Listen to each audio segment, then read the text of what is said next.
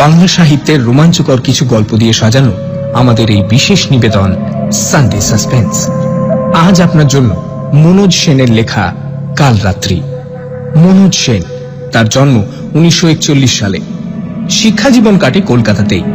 লেখাপড়ায় অতি মেধাবী ছাত্র হিসেবে পরিচিত ছিলেন তিনি। ইঞ্জিনিয়ারিং পাশ করে কর্মজীবনে যোগ দেন, আর তার পাশাপাশি চলে সাহিত্য চর্চা। রোমাঞ্চ পত্রিকায় প্রকাশিত হয় তার প্রথম গল্প সরল অঙ্কের ব্যাপার।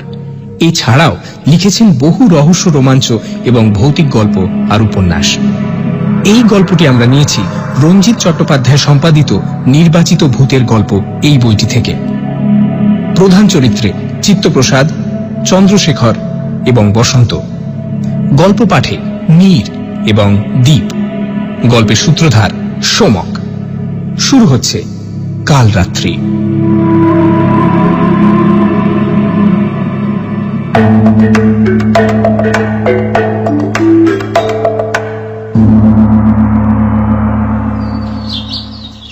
চিত্তপ্রসাদ বাবু নিবিষ্ট চিত্তে যথারীতি দাবা খেলছিলেন আমাদের ক্লাবে।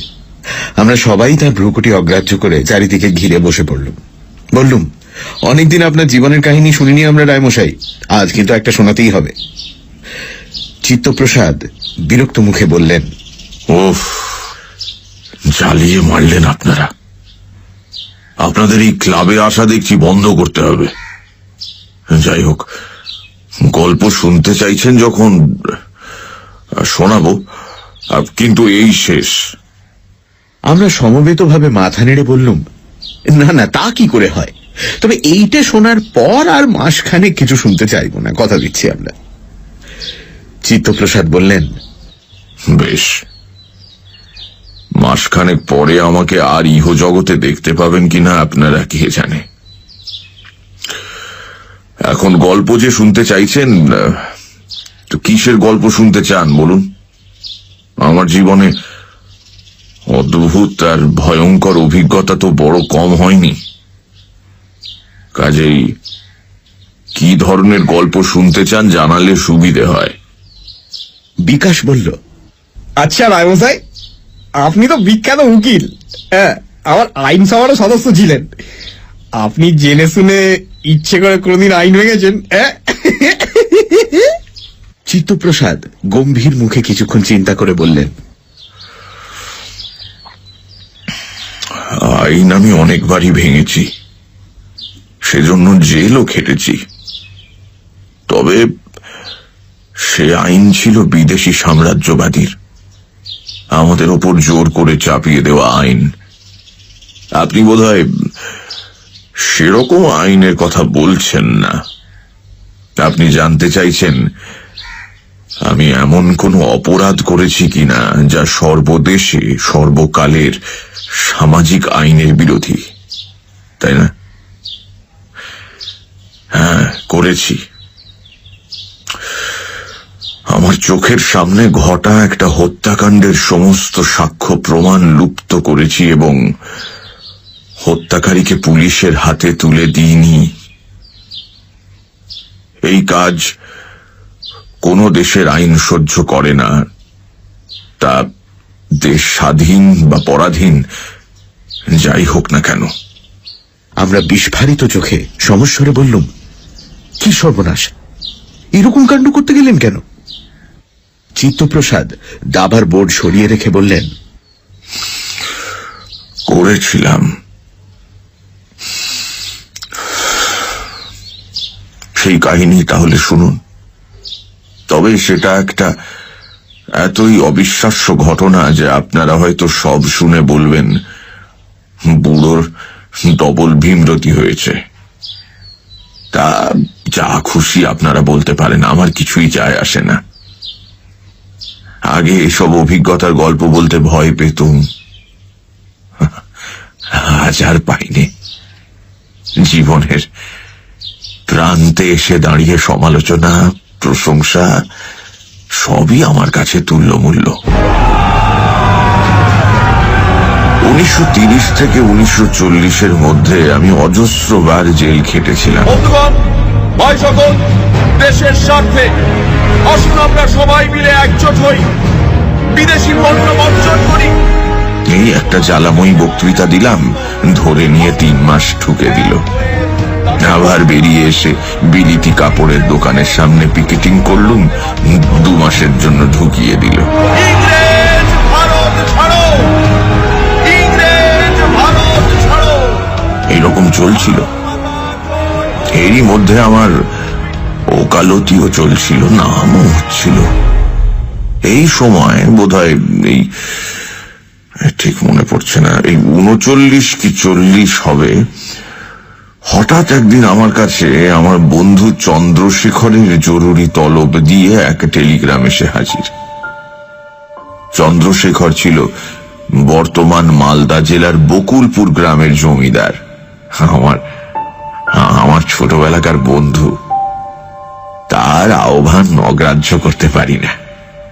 কাজেই একদিন বসন্তকে সঙ্গে নিয়ে বকুলপুর রওনা দিলাম।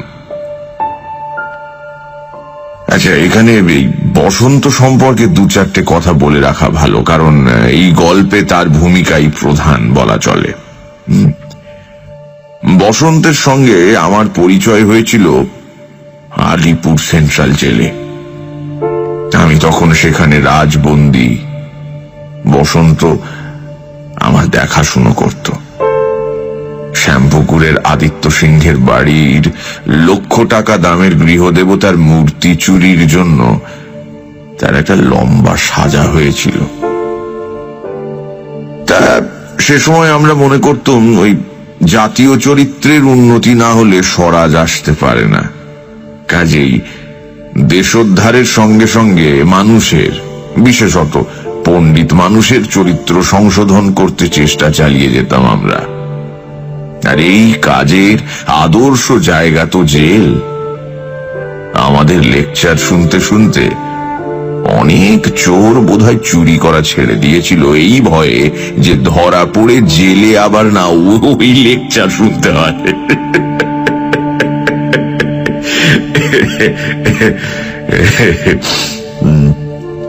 তাই বসন্তকে এমনই লেকচার দিতে গিয়ে আমার খটকা লাগলো।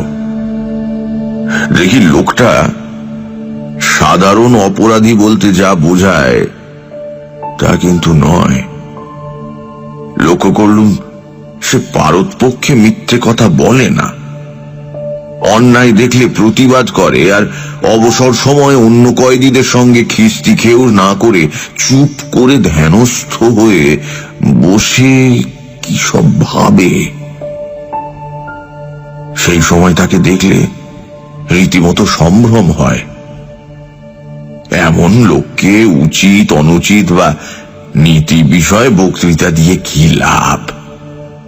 উল্টে আমি মাঝে মাঝে লেকচার শুনে ফেলতে লাগলুম। এইরকম মানুষটা হঠাৎ চুরি করতে গেল কেন?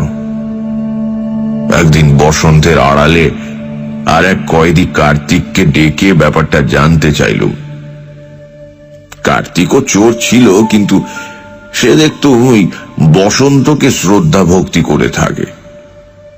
তা কার্তিক বলল, বসন্ত দাদা চুরি করতে পারে না রায়বাবু। তাকে ওই শ্যামপুকুরের সিঙ্গিরা, ওই শ্যামপুকুরের সিঙ্গিরাই তাকে অন্যায় করে ফাঁসেছে। আমি জিজ্ঞেস করলুম, কেন? সিঙ্গিদের সঙ্গে তোর বসন্ত দাদার শত্রুতা কিসের? শত্রুতা নয় গো রায়মশাই, শত্রুতা নয়, গেরোর ফের, বুঝলে, গেরোর ফের। ব্যাপারটা বলি শোনো। এই আমাদের বসন্ত দাদা সিঙ্গিদের বাড়িতে চাকরের কাজ করত। খোদ বড়বাবুর খাস চাকর ছিল বসন্ত দাদা। একদিন ওই সিঙ্গিদের মন্দির থেকে মা দুর্গার সোনার মূর্তি আর তার যত হিরে জগতের গয়না পট করে গায়েব হয়ে গেল। চুরিটা হয়েছিল দুপুর রাত্রিরে, কিন্তু হতে না হতেই এক দরওয়ান মন্দিরের দরজা খোলা দেখে মহা হইচই জুড়ে দিলে। তারপর তো হুলস্থুল ব্যাপার। পুলিশ এসে তারপর আবার তাণ্ডব জুড়ে দিলে তার উপর। এবার বোঝ, আর দেবে নাই বা কেন? বড়বাবু যে 5-5টি হাজার টাকার পুরস্কার দেবে বলেছিল, সেটি তো বড় কম টাকা নয়। আর সবার সঙ্গে পুলিশ এসে বসন্ত দাদাকেও ধরলে। তারপর জেরার পর জেরা, জেরার পর জেরা। আমার বসন্ত দাদা সত্যি কথাই বলেছিল। বলে আমি চুরি করিনি। তা সে ঘরে বড়বাবুও ছিল। তিনি দরওয়ানকে বললে, বসন্তকে আমি চিনি, ও কখনো মিথ্যা কথা বলে না।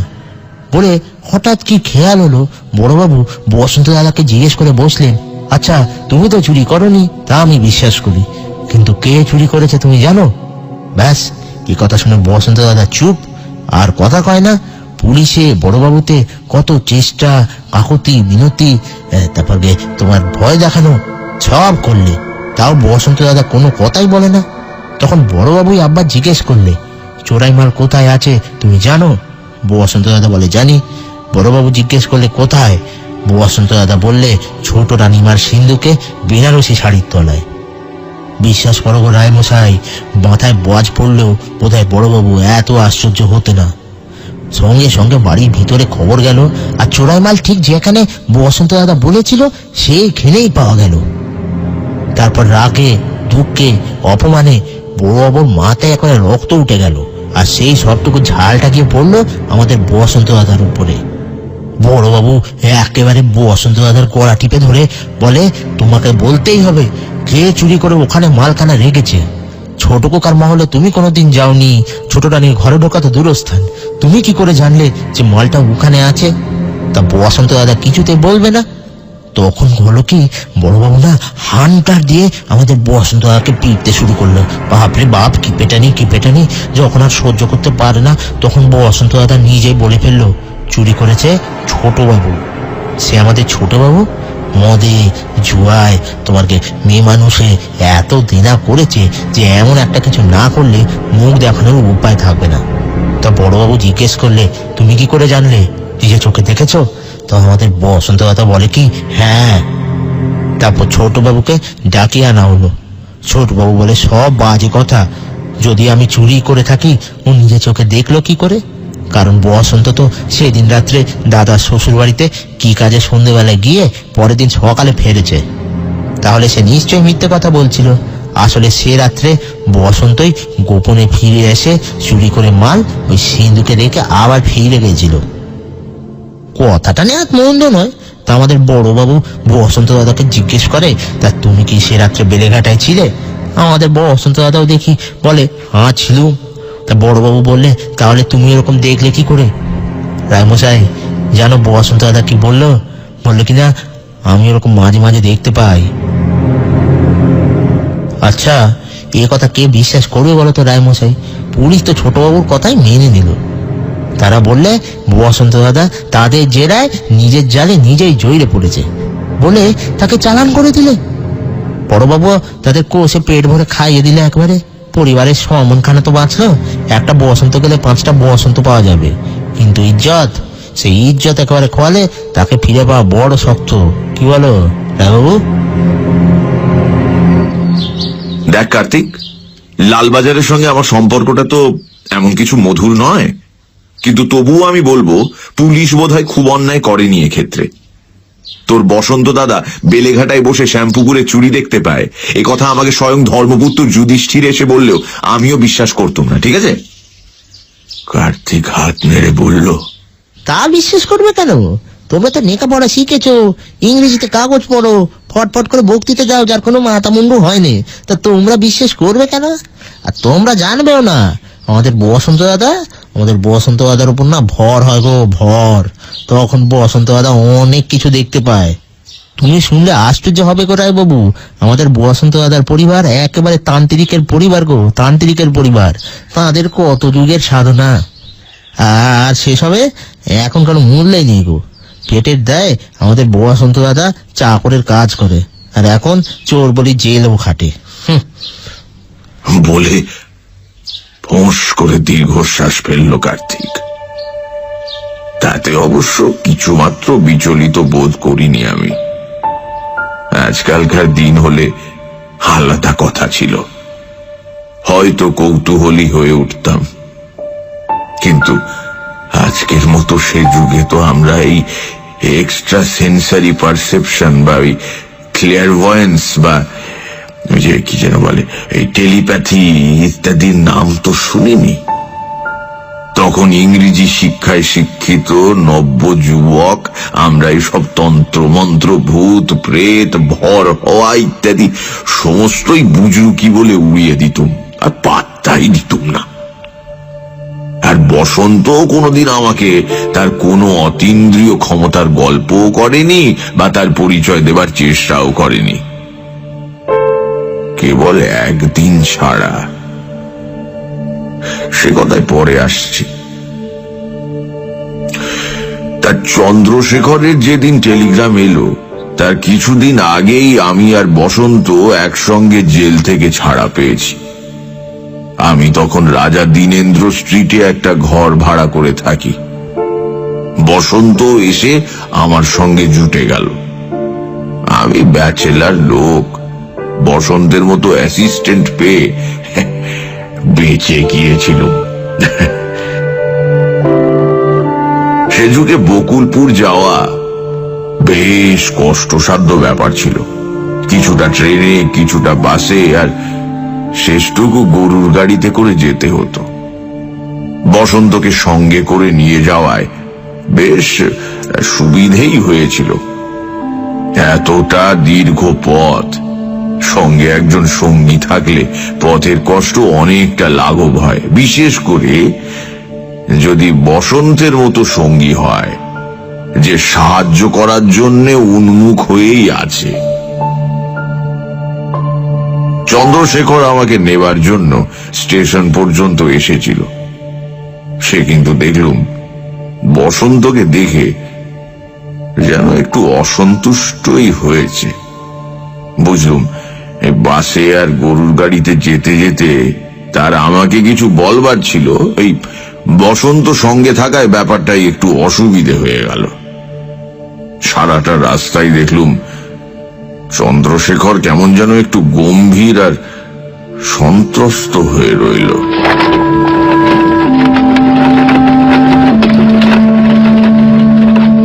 চন্দ্রশেখর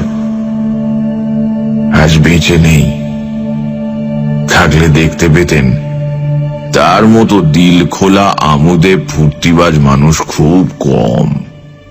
তার চেহারাটা ছিল ছোটখাটো, কিন্তু অন্তরটা ছিল মস্ত বড়। আজকের মতো সে যুগে ক্লাস স্ট্রাগল বা ক্লাস হেট্রেড ব্যাপারটা খুব একটা চালু হয়নি, তাই জমিদার হলেও তাকে আমি যথেষ্ট শ্রদ্ধা করতুম। এহেন একটা মানুষকে গম্ভীর আর দুশ্চিন্তাগ্রস্ত দেখলে একটু অস্বস্তি হয়। আমি আর ওকে সারা রাস্তা ঘাঁটালুম না।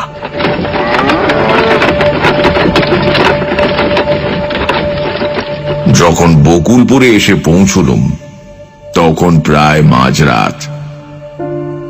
গ্রামের রাস্তা স্বভাবতই অন্ধকারে জনমানবহীন, কিন্তু আপনারা শহুরে লোক, বিশ্বাস করবেন কিনা জানি না, মাঝরাত্রেও গ্রামের রাস্তার কতগুলো শব্দ আছে। যারা তার সঙ্গে পরিচিত তাদের কানে সেই শব্দ ধরা পড়ে। আমি গ্রামের ছেলে, আমারও হঠাৎ মনে হলো কি অদ্ভুত শব্দহীন গ্রাম। মনে হয় যেন এখানে কোনো জীবিত প্রাণী বাস করে না। লণ্ঠনের আলোয় দেখলুম চন্দ্রশেখরের মুখ বিবর্ণ, বোধহয় খানিকটা আতঙ্কিত। হঠাৎ সেই নির্জনতা ভেঙে গাড়ির সঙ্গে আসা 4 জন পাইক সমস্বরে চিৎকার করে বলতে আরম্ভ করলো, ও পঞ্চানন, ঠিক আছো তো?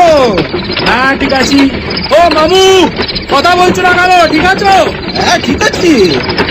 এই প্রভৃতি চিৎকার, যার অর্থ স্পষ্টতই এরা সবাই ভয় পেয়েছে। ভয়।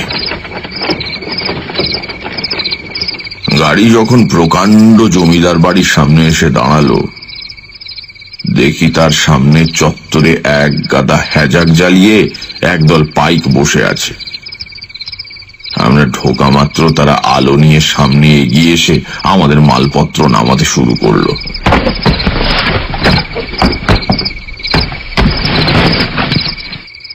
বাড়ির ভেতরেও দেখি বারান্দায় সিঁড়িতে আলো জ্বলছে। ওপরে উঠতে উঠতে চন্দ্রশেখর জিজ্ঞেস করলো, তোমার সঙ্গে লোকটি কি তোমার চাকর? আমার তখন ঘুমে চোখ জড়িয়ে এসেছে। বললুম, না না, চাকর নয়, আরে ভ্যালে বলতে পারো।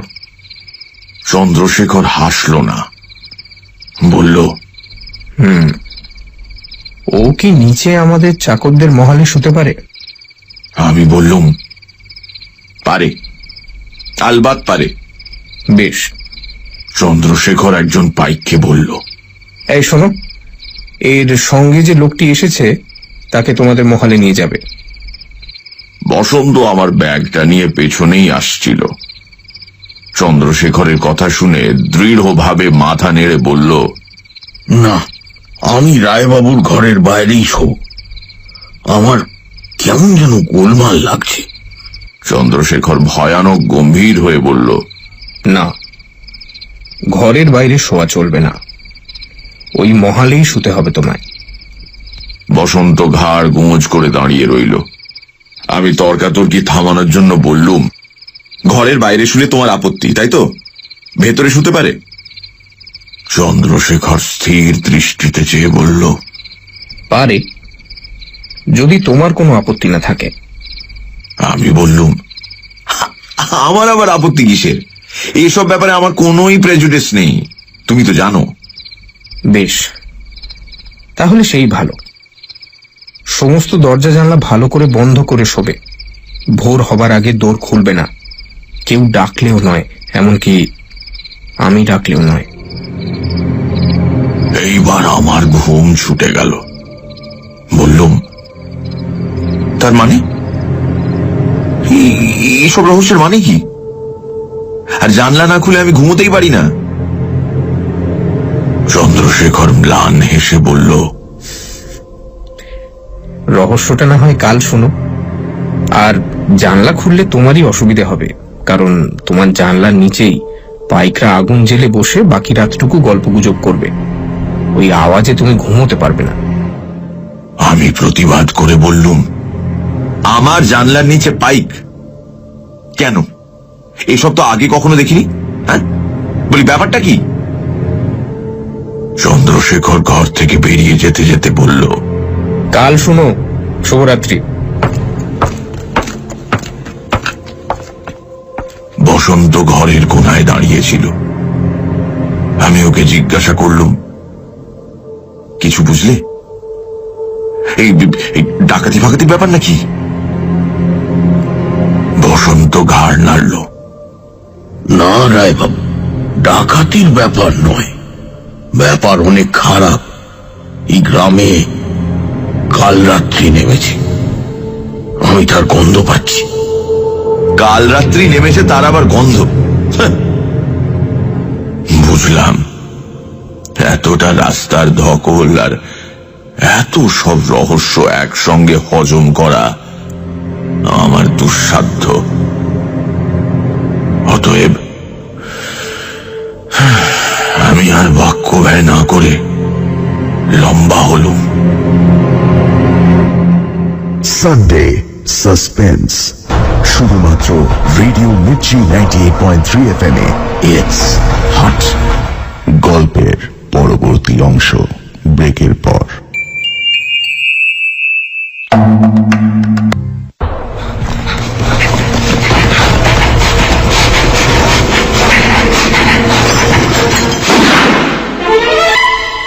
সানডে সাসপেন্স, শুধুমাত্র রেডিও মির্চি 98.3 FM এ। It's hot. সানডে সাসপেন্সে আজ মনোজ সেনের লেখা কাল রাত্রি। জমিদার বন্ধু চন্দ্রশেখরের জরুরি তলবে বসন্তকে সঙ্গে নিয়ে বকুলপুর রওনা দেয় চিত্তপ্রসাদ। গ্রামে ঢুকে বুঝতে পারে গোটা গ্রামটা অস্বাভাবিক রকমের নিস্তব্ধ। প্রথম রাতে চন্দ্রশেখর কিছু খুলে না বললেও বসন্ত একটা অদ্ভুত কথা বলে। তার মতে এই গ্রামে কাল রাত্রি নেমেছে। তারপর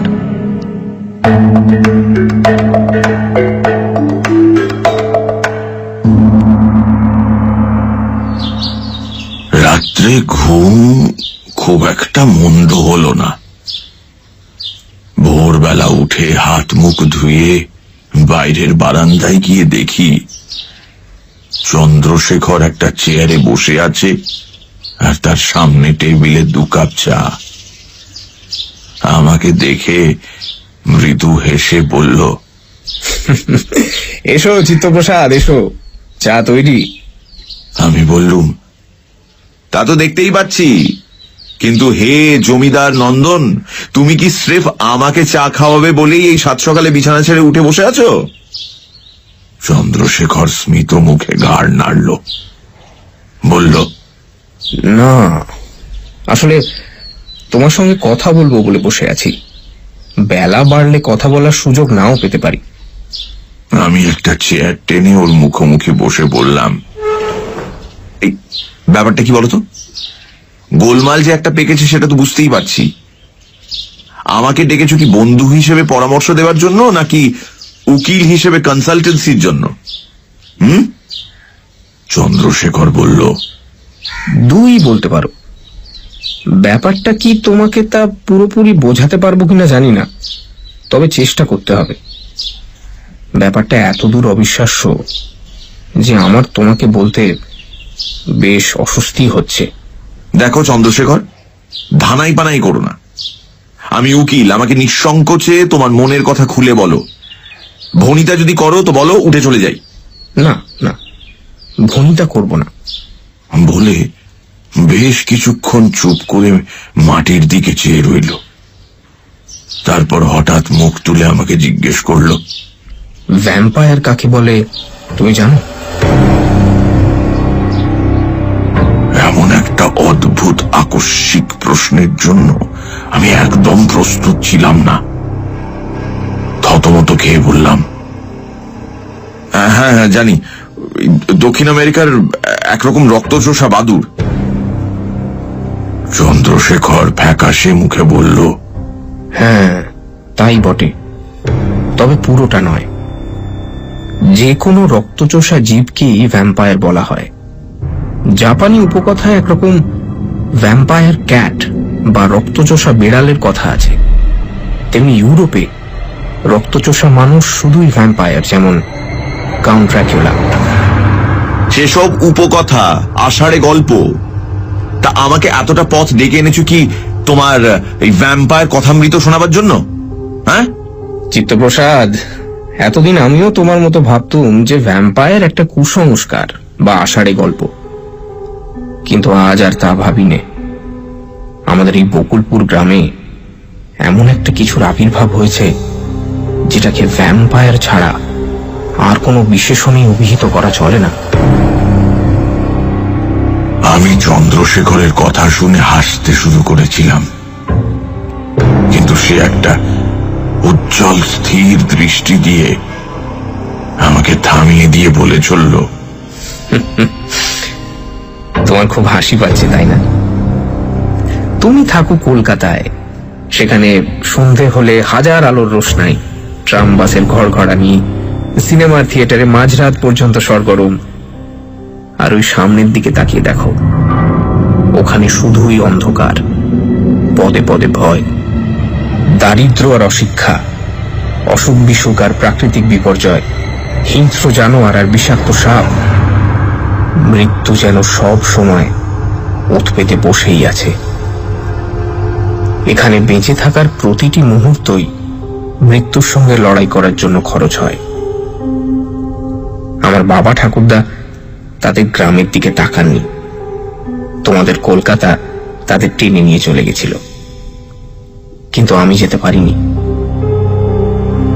আমার সামান্য ক্ষমতায় আমার গ্রামের জন্য কিছু করব, এই আশাতেই রয়ে গেছি এখানে। দেখেছি এখানকার প্রায় সব সমস্যাই মানুষের, বিশেষত কলকাতার মানুষেরই সৃষ্টি।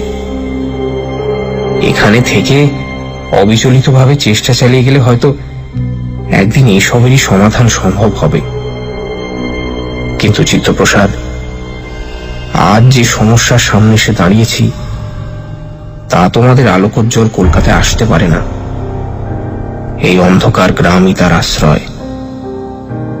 আর এই সমস্যার মোকাবিলা করা বোধহয় আমার সাধ্যের বাইরে। আমি ভয়ানক আশ্চর্য হয়ে বললাম, তুমি যে রীতিমতো সিরিয়াস হয়ে উঠলে। এত লেখাপড়া শিখে শেষ পর্যন্ত এরকম একটা কুসংস্কারে বিশ্বাস আরম্ভ করলে? কি হয়েছেটা কি? গ্রামের কিছু লোক রক্তহীনতায় মারা গেছে আর গণক ঠাকুর শুনে নিয়ে বলেছেন গ্রামে রক্তচোষা এসেছে, এই তো? আরে বাবা, ওটা অ্যানিমিয়া। থামো চিত্তপ্রসাদ, এবার তুমি আমাকে হাসালে। একটা সুস্থ জোয়ান লোক রাত্রিবেলা ঘরের বাইরে বেরোলো, আর তারপর দিন তার রক্তহীন ছিবড়ে হয়ে যাওয়া দেহটা পাওয়া গেল গ্রামের বাইরে ধান ক্ষেতের পাশে। এটা অ্যানিমিয়া? আর এই ঘটনার পুনরাবৃত্তি ঠিক গুনে গুনে 21 দিন পর পর। এটাও কি অ্যানিমিয়ার লক্ষণ চিত্তপ্রসাদ? তুমি কি নিজের চোখে ঘটনা একটাও দেখেছো, না সবই তোমার শোনা কথা? শেষ ঘটনাটা ঘটেছে আজ থেকে 16 দিন আগে, আমারই বাড়িতে। আমার ধাইমাকে তোমার মনে পড়ে? তার মৃত্যু ঘটে এমনি ভাবেই, আমাদের পেছনের উঠোনে। এইবার আমাকে সামলে নিতে হলো। বললাম, কি সর্বনাশ, বলো কি? একেবারে তোমার বাড়ির ভেতরে? ব্যাপারটা আমাকে একটু বিশদভাবে বলবে? দীর্ঘশ্বাস ফেলে চন্দ্রশেখর বলল, আর কি বলবো। রাত্রিবেলা ধাইমা যখন শুতে যান তখন তিনি দিব্যি সুস্থ। আমাকে একটা পান খাওয়ালেন, সুমিত্রাকে একটা দিলেন, কোনো গোলমাল নেই। সকালবেলা উঠোনের উপর তার মৃতদেহ প্রথম আবিষ্কার করলো আমাদের রাধুনী ঠাকুরন। দিদিমা, দেখো কে মেরে গেল গো আমার দিদিমা। সেই একই রকম মৃত্যু, গলার উপর দুটি রক্তের ফোঁটা, যেন কিছু দাঁত ফুটিয়েছে, আর শরীরের সমস্ত রক্ত জল।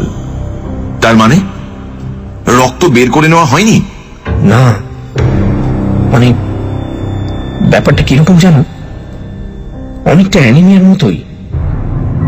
যেন রক্তের সমস্ত লাল কণিকাগুলো কোনো অজ্ঞাত কারণে ভেঙে নষ্ট হয়ে গেছে, আর আর সেটা হয়েছে মুহূর্তের মধ্যে।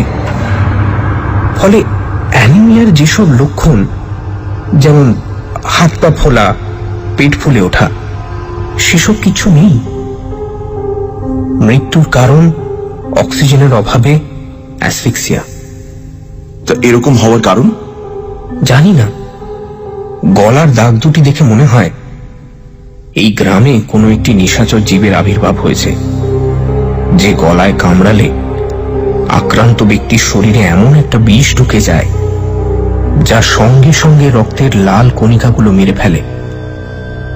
ফলে তার তৎক্ষণাৎ মৃত্যু হয়। কি বিষ? তাও জানি না, কোনো কেমিক্যাল বিষ হতে পারে, তবে তার সম্ভাবনা কম, কারণ সেক্ষেত্রে একজন দুর্বৃত্ত বা হত্যাকারী বা ক্রিমিনাল থাকার সম্ভাবনা। আবার সেই সঙ্গে এই অপরাধের একটা উদ্দেশ্য থাকা দরকার। কিন্তু এই হত্যাকাণ্ডগুলো এতই পরস্পরের সঙ্গে সম্পর্কহীন যে কোনো একটা উদ্দেশ্য খুঁজে বের করা প্রায় অসম্ভব। তাই মনে হয় যেন বিষটা জৈব বিষ, যেমন সাপের বা কাঁকড়া বিছের বিষ, এবং নিহত লোকেদের এমনই বিষধর কোনো প্রাণীর কামড়ে মৃত্যু হয়েছে। আরেকটা সম্ভাবনা হলো ভ্যাম্পায়ার জাতীয় কোনো প্রাণী এদের রক্ত চুষে খেয়ে তাদের শরীরের ভেতরে কোনো অজ্ঞাত একটা তরল পদার্থ ঢুকিয়ে রেখে যায়। কিন্তু সেখানে একটা অসুবিধে আছে। কিসের অসুবিধে? দেখো, আমাদের এখানে প্রথমে মানুষ মরতে শুরু করেনি, সব রিপোর্ট তো পাইনি, তবে প্রথমে মারা যায় একটা গরু। আমাদের পাশের গ্রাম যদুতলির, সেখানকার একজন গাড়িওয়ালার গরু ছিল সেটা। তারপর মরে আরেকটা গরু, ওই যদুতলিরই একজন গোয়ালার। এখন গরু মরা গাঁয়ের মানুষের কাছে সহজ ব্যাপার নয়, গরু তাদের একটা সম্পদ, কাজেই হইচই পড়ে যায়। আমার কানেও কথাটা আসে। আমি তখন ভেবেছিলাম গো মোড়ক লেগেছে বুঝি, তাই এই গাঁয়ের লোকেদের ডেকে সাবধান করে দিই। কিন্তু তারপর অদ্ভুত অদ্ভুত সব খবর কানে আসতে লাগলো। শুনলাম ওরা নাকি এক গোবর্দি ধরে এনেছে, যে বলছে অসুখ বিসুখ কিছু নয়, গরুগুলো মরেছে রক্তচোষার কামড়ে।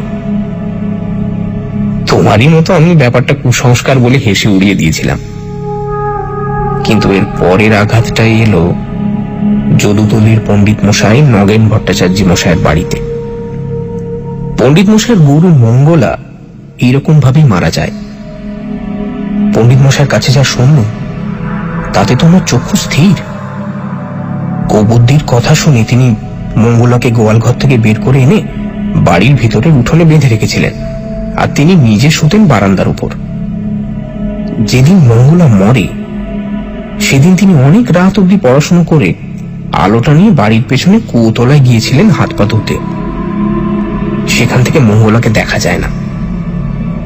হঠাৎ তিনি একটা ধপ করে আওয়াজ শোনেন এবং তারপরেই তার মনে হয় কিছু একটা বেড়া ভেঙে প্রচন্ড বেগে ছুটে বাইরে চলে গেল। তিনি দৌড়ে এসে দেখেন মঙ্গলা স্থির হয়ে দাঁড়িয়ে রয়েছে এবং আস্তে আস্তে তার চোখের সামনে গড়িয়ে মাটির উপর পড়ে যায়। এখন এর থেকে দুটো জিনিস প্রমাণ হয়।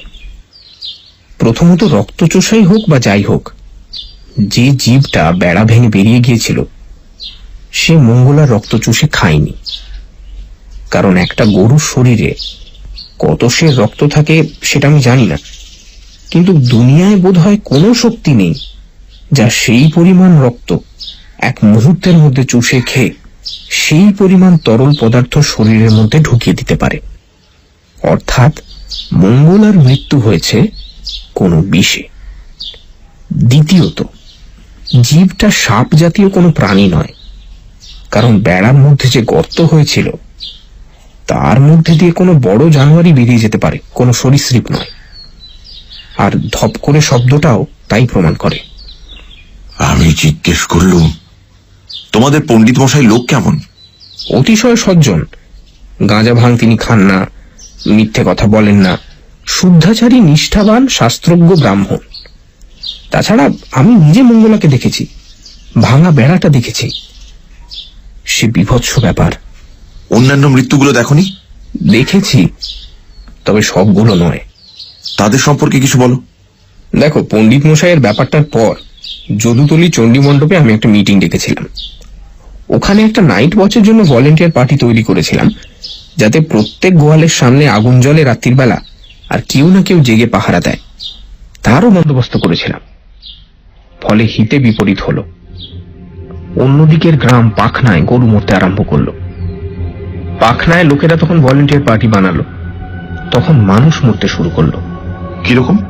প্রথমে তো ভলেন্টিয়ার পার্টির লোকই মরতে আরম্ভ করলো। কেউ একটু একা হয়ে গেছে, বা একটু অন্ধকারের দিকে চলে গেছে, বা গাছতলায় বসে ঢুলু নিয়ে এসেছে, ব্যাস মরণ ছোবল তাকে একবারে বৈতরণী পার করে দিয়েছে। এই সময় আমরা আবিষ্কার করলাম এই ছোবলটা আসে প্রতি 20 থেকে 22 দিনের মধ্যে। ফলে ভলেন্টিয়ার পার্টি বন্ধ হয়ে গেল। গাঁয়ের লোক তাদের গরু ছাগল নিয়ে সন্ধে হতে না হতেই ঘরের মধ্যে ঢুকে আগল আটকে দিতে লাগলো। কিন্তু সারা রাতে একবারও ঘরের বাইরে বেরোবে না এ তো হয় না। যে বের হয় সেই মরে। কিন্তু তারপর যা শুরু হলো তা আরো অবিশ্বাস্য। কি? চন্দ্রশেখর আমার দিকে পূর্ণ দৃষ্টিতে চেয়ে বলল, নিশির ডাক। আমি আকাশ ফাটিয়ে অট্টহাস্য হেসে উঠতে যাচ্ছিলুম। হেসো না চিত্তপ্রসাদ, হেসো না। 3টে গাঁয়ের লোক যখন পেট খারাপ হওয়া সত্ত্বেও ঘরের বাইরে বেরোনো বন্ধ করলো, তখন যার মরণ ঘনিয়ে এসেছে তাকে একটা অদ্ভুত সুরেলা কণ্ঠ নাম ধরে ডেকে ঘরের বাইরে টেনে নিয়ে যেতে শুরু করলো। এসো, কাছে এসো, এসো না, এসো। আর এখনো সেই রকমই চলছে। সেই ডাক নাকি অপ্রতিরোধ্য। যাকে ডাকে তাকে দড়ি দিয়ে বেঁধে রাখলেও সে নাকি সব ছিঁড়ে বেরিয়ে চলে যায়। যখন বেরিয়ে যায় তখন তার আত্মীয় স্বজন তাকে অনুসরণ করে না কেন? দেখো, যারা আতঙ্কে অর্ধমৃত হয়ে আছে তাদের কাছ থেকে তুমি এরকম বীরত্ব আশা করতে পারো না, পারো কি? আর অনুসরণ করেই বা কি হবে? গ্রামের পথ নিশ্চয়ই ভুলে যাওনি। সেই অন্ধকার কি হ্যারিকেন লণ্ঠনের আলো ভেদ করতে পারে? আচ্ছা, ওই নিশির ডাক কি তুমি শুনেছ? চন্দ্রশেখর অনেকক্ষণ চুপ করে রইল, তারপর মাথা নেড়ে বলল, না, শুনিনি। এরপর আর কথা এগুলো না। ভেতর বাড়ির থেকে ডাক এলো চান করতে যাবার। চন্দ্রশেখরের কাছারি যাওয়ার সময় হলো।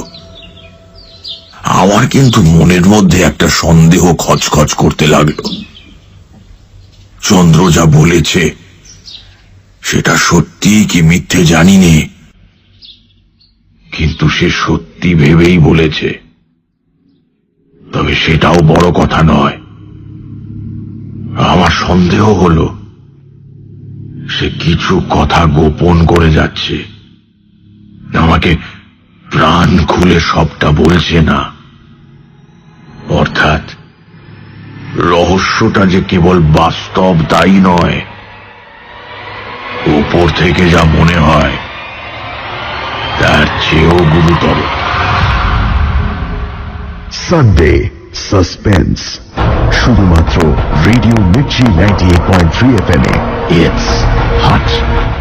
গল্পের পরবর্তী অংশ ব্রেকের পর।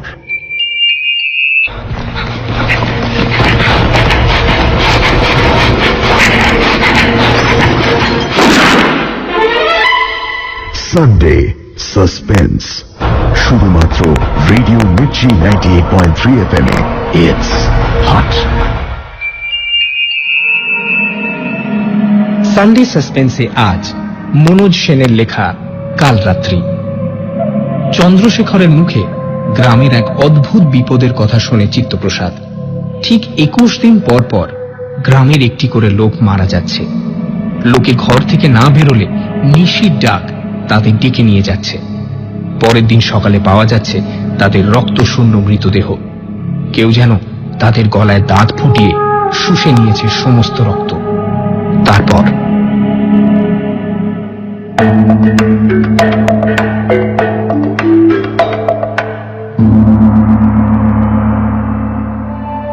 চন্দ্রশেখর কাছারি চলে গেলে গ্রামটা ঘুরতে বের হল। বকুলপুর গ্রাম আমার বহুদিনের পরিচিত। ছোটবেলায় অনেকবার এখানে এসেছি, বড় হয়েও বেশ কয়েকবার। শেষবার এসেছিলাম চন্দ্রশেখরের বিয়েতে বছর 3 আগে বরযাত্রী যাব বলে। তবে যাওয়া হয়নি। সন্ধেবেলা পুলিশ এসে ধরে নিয়ে গেল। তাই নিয়ে মহা হাঙ্গামা হয়েছিল। তা সে অন্য কথা।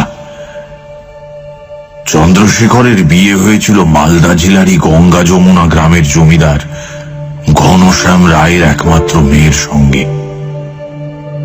ঘনশ্যামের সঙ্গে আমার পরে পরিচয় হয়েছিল কলকাতায়। লোকটি যেন কেমন অদ্ভুত বলে মনে হয়েছিল তখন আমার।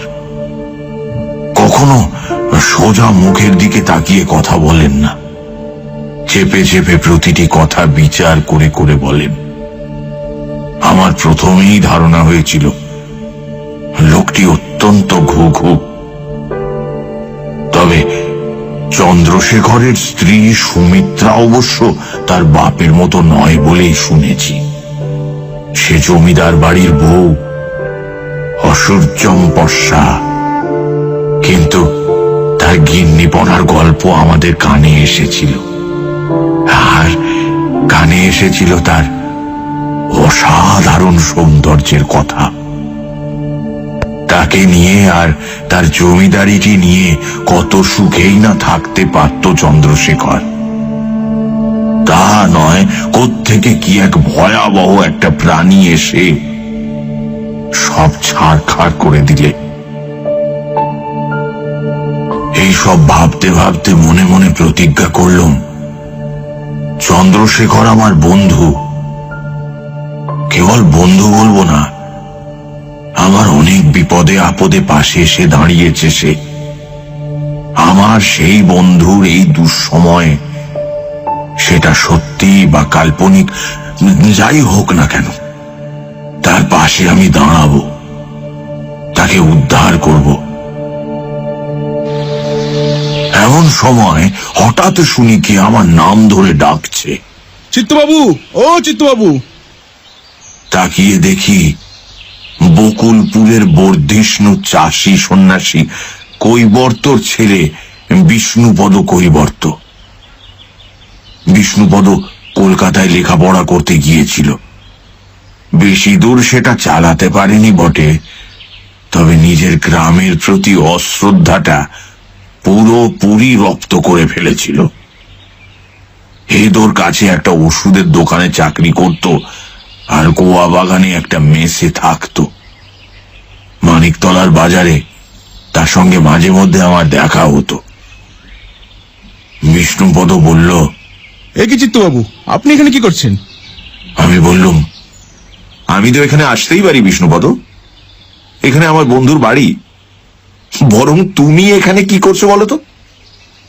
তোমার সঙ্গে তো যখনই দেখা হয় তুমি বলো গ্রামে নাকি ভদ্রলোকের থাকা অসম্ভব। তা তুমি কি আবার ছোট লোকদের দলেই ভিড়লে নাকি? হ্যাঁ? বিষ্ণুপদ মাথা নিচু করে বলল, ওসব কথা বাদ দিন চিত্তবাবু, বাবা মারা গেছেন, এত জমি জমা ফেলে কোথায় থাকবো? কলকাতায় পড়ে থাকলে তো 5 ভূতে লুটে নেবে।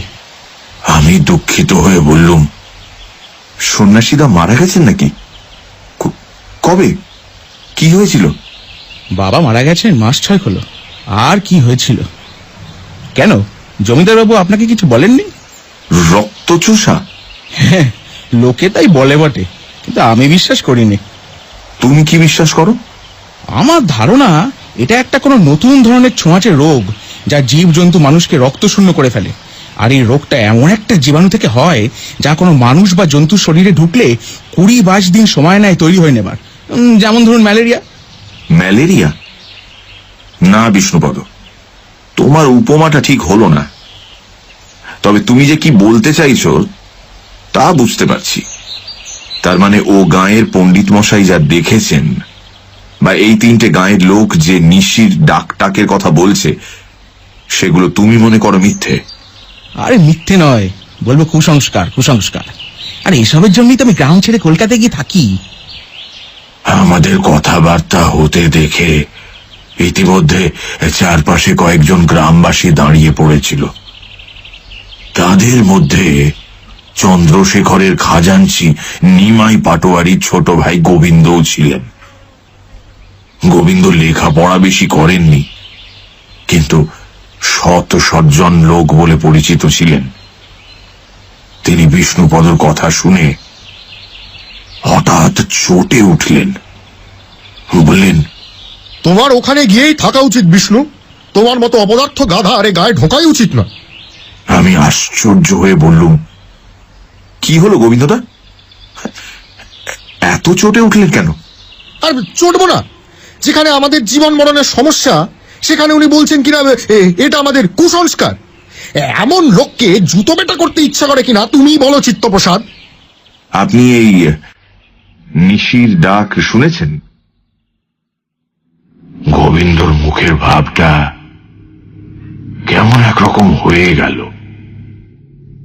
কথা বলতে গিয়ে একবার ভয়ে ভয়ে চারদিক চেয়ে বললেন, হ্যাঁ শুনেছি। কিরকম শুনলেন? কিরকম? কিরকম আবার? অনেকটা এই মেয়ে ছেলের গলার মতো। আমাদের পাশের বাড়ির জগন্নাথকে যখন ডাকলে তখন শুনেছি। জগন্নাথ নেই, মরে গেছি। গোবিন্দর কথা শুনে আমার এবার আর হাসি পেল না। গোবিন্দর কথা বলার মধ্যে এমন একটা স্বাভাবিকতা ছিল যে তার কথা অবিশ্বাস করা সম্ভব হলো না। আমি বলতে যাচ্ছিলুম, আপনি তো ভুলও শুনে থাকতে পারেন। কিন্তু তার আগেই ভিড়ের ভেতর থেকে অতুল মণ্ডল বলল, বলি হ্যাঁ গো গোবিন্দদা, মেয়ে ছেলের গলায় বটে। যেদিন বাদুর কামড়ালি সেদিন শুনেছিল। ইস, তখন যদি ছুটে বেরোতুম। বাঁদর কামড়ালো মানে? কাকে কামড়ালো? কি হয়েছিল? অতুল মণ্ডল মাথা নেড়ে বলল, আরে না না, বাঁদর কাউকে কামড়ায়নি গো, তিনি বাঁদরকে কামড়ালে। সে গতবার তো জমিদার বাবুর ধাইমা মারা গেল তার আগের বার। সেদিন ছিল ঝড় বৃষ্টির রাত, বুঝলে, আর তার আসবারও সময় হয়েছিল। তাই গাঁ শুদ্ধ লোক দুদিন ধরে জেগে বসেছিল। আর নিশির ডাক শুরু হয়েছে তো, তাই সবাই চিৎকার করছিল।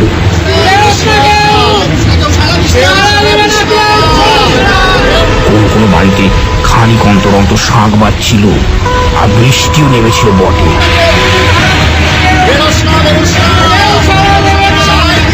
নিশি ডাকলেও শোনা যেত কিনা সন্দেহ। তা আমার বাড়ির পাশে একটা ঝুপসি বট গাছ আছে, বুঝলে না। কিছুদিন হলো সেখানে একদল বাঁদর আশ্রয় নিয়েছিল। সে রাতে যখন বৃষ্টিটা একটু ধরেছে, হঠাৎ শুনি গাছের উপর একটা ঝুটোপুটির আওয়াজ, আর তারপরে ধপ। মনে হলো যেন একটা ভারী কিছু উপর থেকে পড়লো। তারপর আবার একটা ধপ, আর সঙ্গে সঙ্গে একটা মেয়ে মানুষের গলার চিৎকার।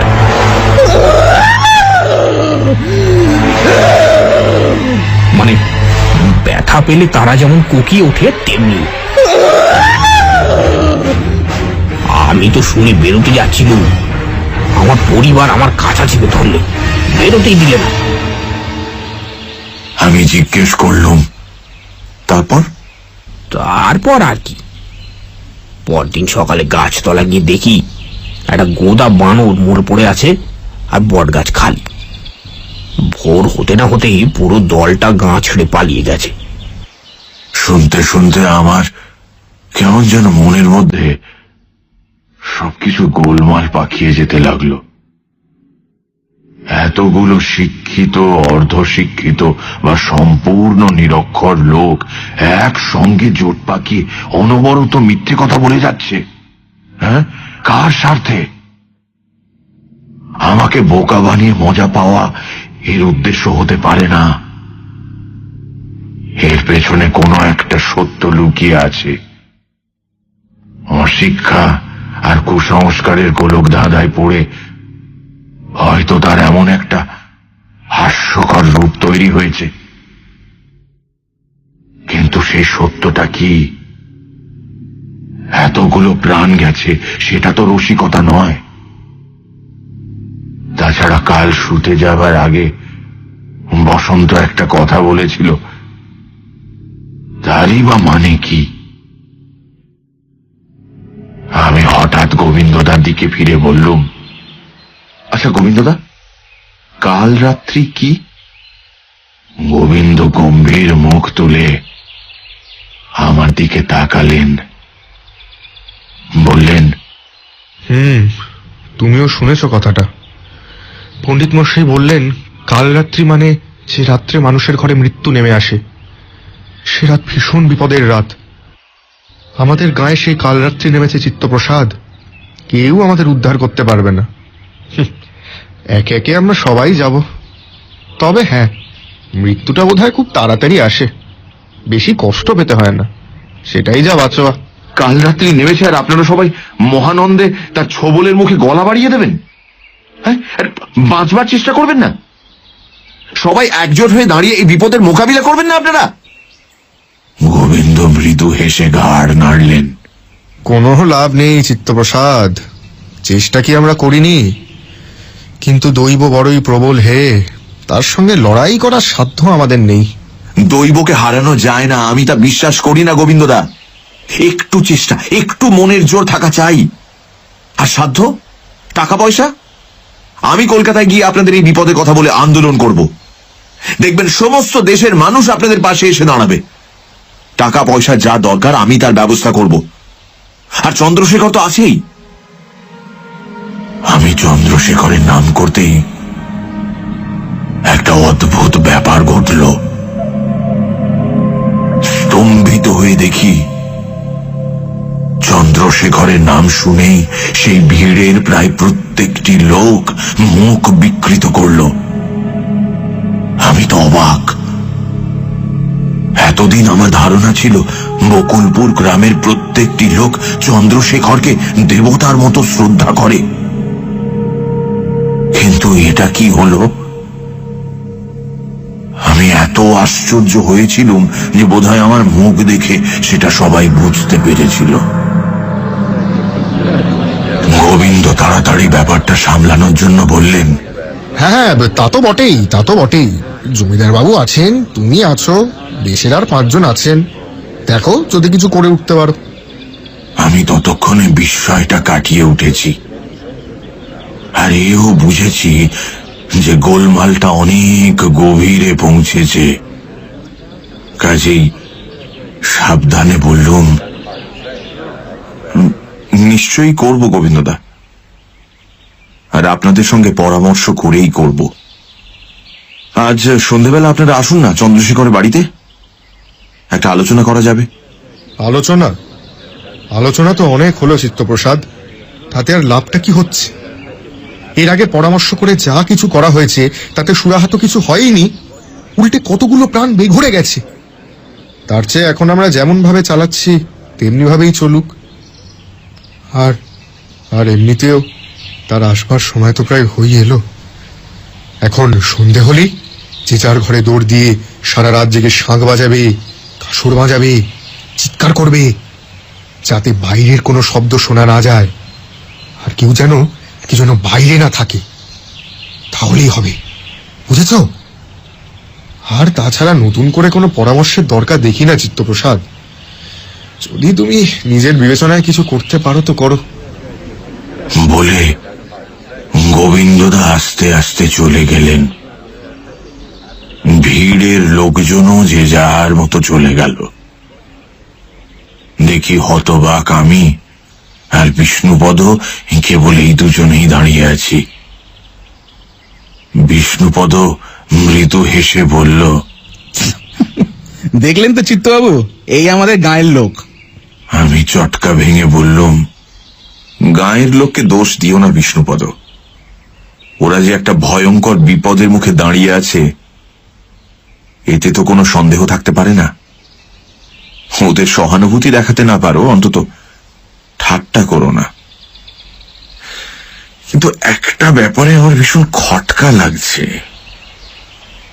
এরা চন্দ্রশেখরের উপর অসন্তুষ্ট কেন? কি করেছে সে? বিষ্ণুপদ গম্ভীর হয়ে গেল।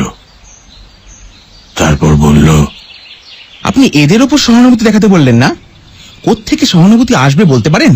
এমন একটা অকৃতজ্ঞ জাত যে জমিদার বাবু নিজের সুখ স্বাচ্ছন্দ্য বিসর্জন দিয়ে এখানে পড়ে আছেন, এদের জন্য এত কিছু করলেন, আর আজকে এরা তাঁকেই।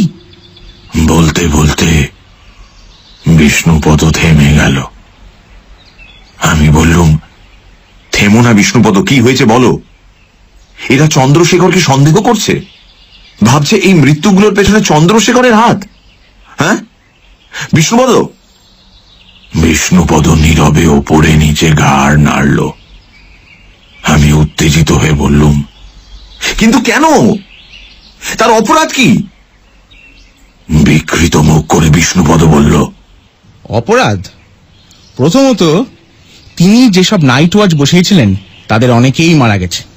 দ্বিতীয়ত, যদিও তিনি প্রায় প্রত্যেক রাতে গ্রামের রাস্তায় রাস্তায় বন্দুক হাতে টহল দিয়ে বেড়ান, কিন্তু যেদিন মৃত্যুগুলো ঘটে সেদিন নাকি তাকে আর দেখাই যায় না। আচ্ছা, আপনি বলুন, এসব কি কোনো যুক্তি?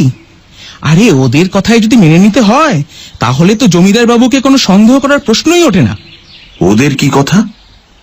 বিষ্ণুপদ তিক্ত হাসি হেসে বলল, জানেন না, সেই যে তিনি, মানে যিনি কামড়ে থাকেন, তাকে তো 2-3 জন দেখেছে। তার বর্ণনার সঙ্গে আর যারই মিল থাকুক, জমিদার বাবুর নেই। আমি উত্তেজনায় প্রায় লাফিয়ে উঠতে যাচ্ছিলাম। বললাম, বলো কি বিষ্ণুপদ, তাকে কেউ দেখেছে? বর্ণনাটা কিরকম? সে ভারী মজার। বর্ণনাটা মোটে কোনো গোটা মানুষেরই না, মানে আধখানা মানুষের আর আধখানা গিরগিটির। মানে একটা গিরগিটি যদি পেছনের পায়ে ভর দিয়ে খাড়া হয়ে দাঁড়ায় তাহলে যেমন দেখাবে তেমনি, এমনকি একটা মোটা লেজও আছে। বলে বিষ্ণুপদ হাসতে লাগলো। আমিও হেসে ফেললুম। বললুম, তবু লোকে চন্দ্রশেখরকে সন্দেহ করে। কি ভাবছে তারা? এটা ওর ছদ্মবেশ? হ্যাঁ, তাই বটে। কারা কারা দেখেছে? দেখেছে এই গায়ে দুজন, শ্যামচরণ আর নীলু, আর আপনার ওই পাকনার একজন চৌকিদার গুপিচরণ। তাদের সকলের বর্ণনাই এক? হ্যাঁ, প্রায় এক।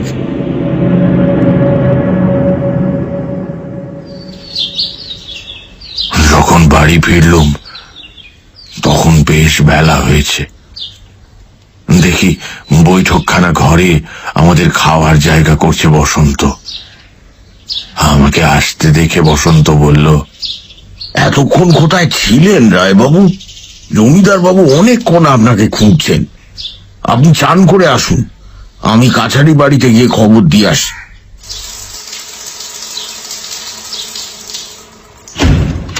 আমি স্নান সেরে খাওয়ার জায়গায় এসে দেখি চন্দ্রশেখর বিষণ্ণ গম্ভীর মুখে মাথা নিচু করে আসনে বসে আছে।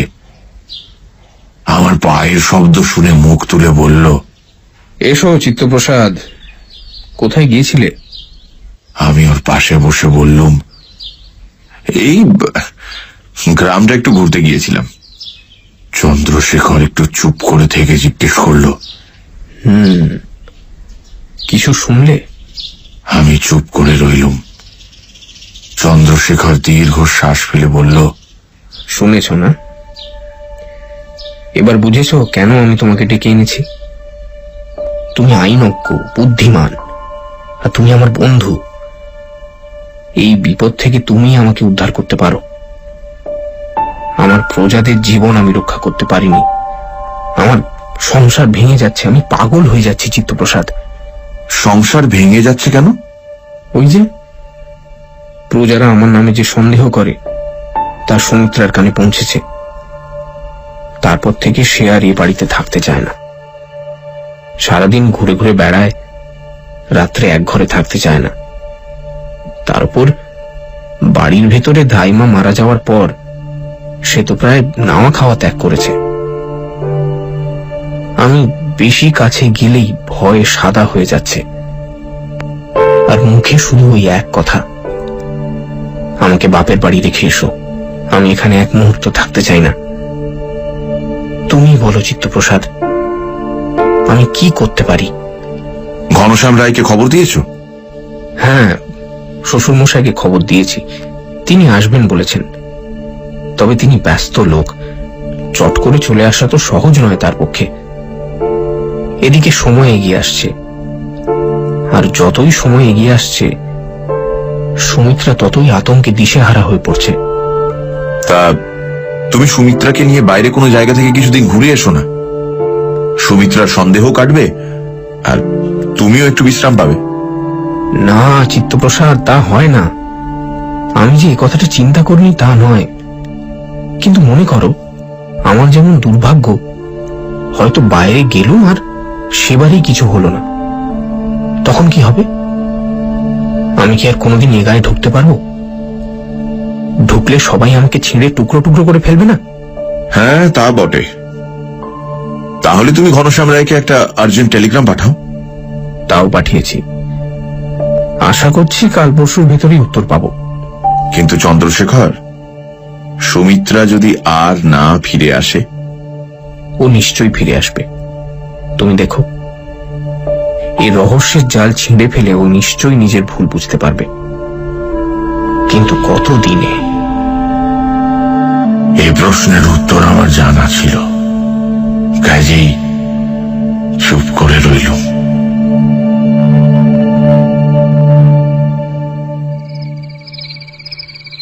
রাত্রিবেলা শুতে যাবার সময় বসন্ত বলল, রায়বাবু, গন্ধটা বাড়ছে, টের পাচ্ছেন?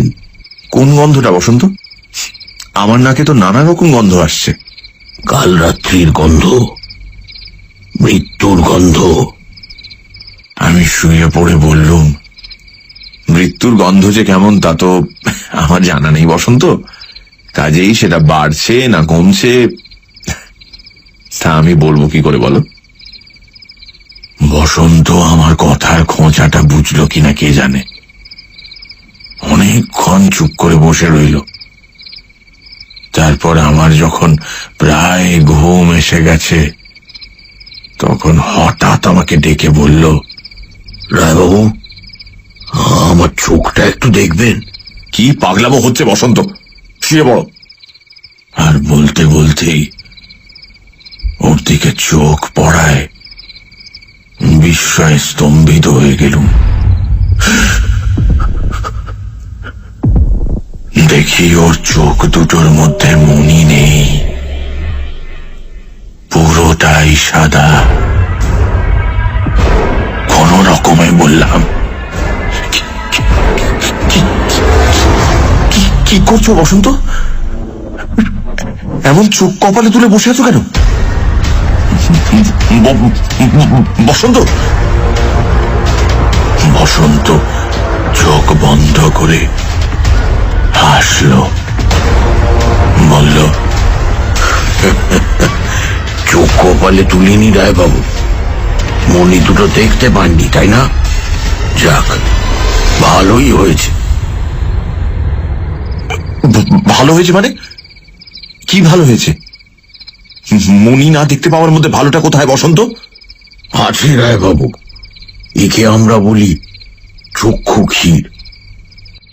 এটা চোখের ওপর এলে তখন চোখ আর দেখতে পায় না, দেখতে পায় বোধহয় মন।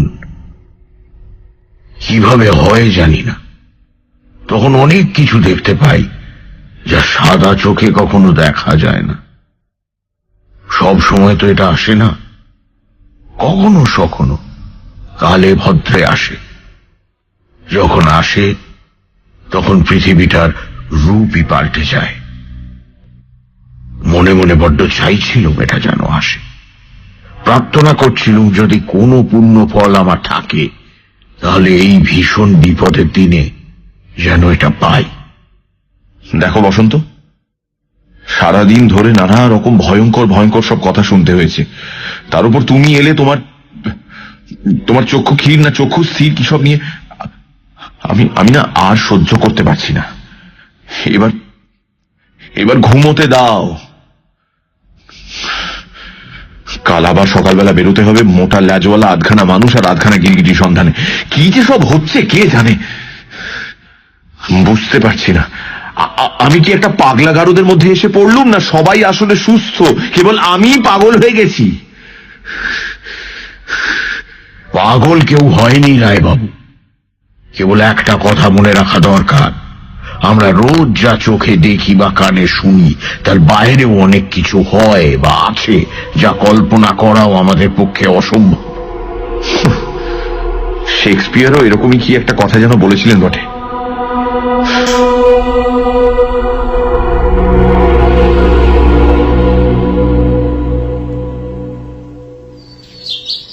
পরদিন ভোরবেলা উঠে বাইরের বারান্দায় গিয়ে দেখি চন্দ্রশেখর বসে আছে, কিন্তু তার মুখের দিকে চেয়ে আমি স্তম্ভিত। কি এক প্রচন্ড অন্তর্গুড় বেদনায় সে মুখ বেঁকিয়ে চুপ করে বসে রয়েছে। আমি জিজ্ঞেস করলাম, কি হয়েছে?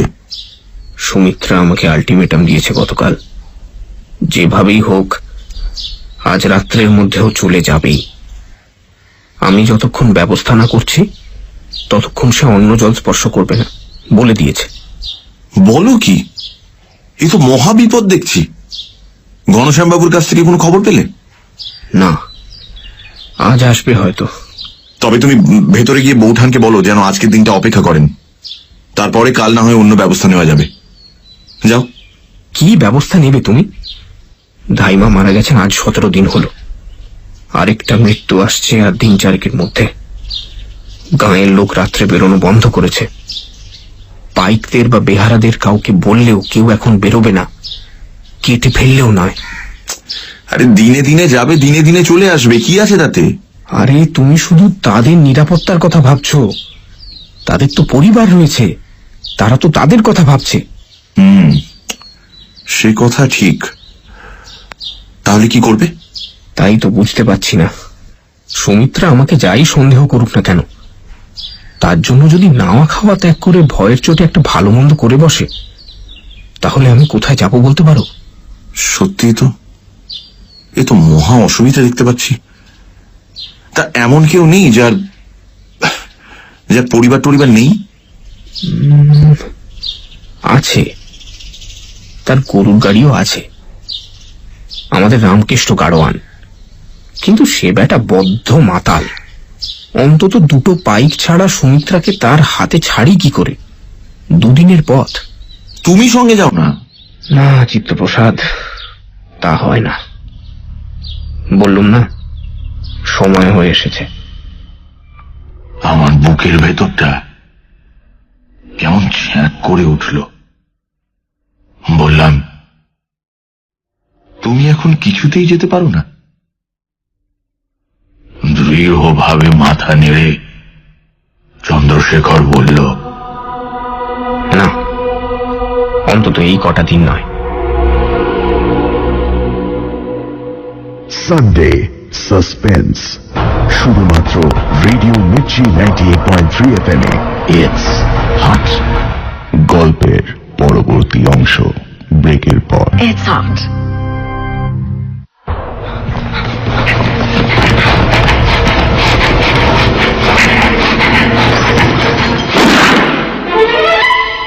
সানডে সাসপেন্স, শুধুমাত্র রেডিও মির্চি 98.3 FM এ। It's hot. সানডে সাসপেন্সে আজ মনোজ সেনের লেখা কাল রাত্রি। গ্রামের কিছু প্রত্যক্ষদর্শীর কাছে চিত্তপ্রসাদ জানতে পারে সেই ভয়ানক জীবের বর্ণনা, যার অর্ধেক মানুষ আর অর্ধেক গিরগিটি। গ্রামের লোকের মতে এই প্রাণীটা আর কেউ নয়, স্বয়ং জমিদার বাবু চন্দ্রশেখর। তারপর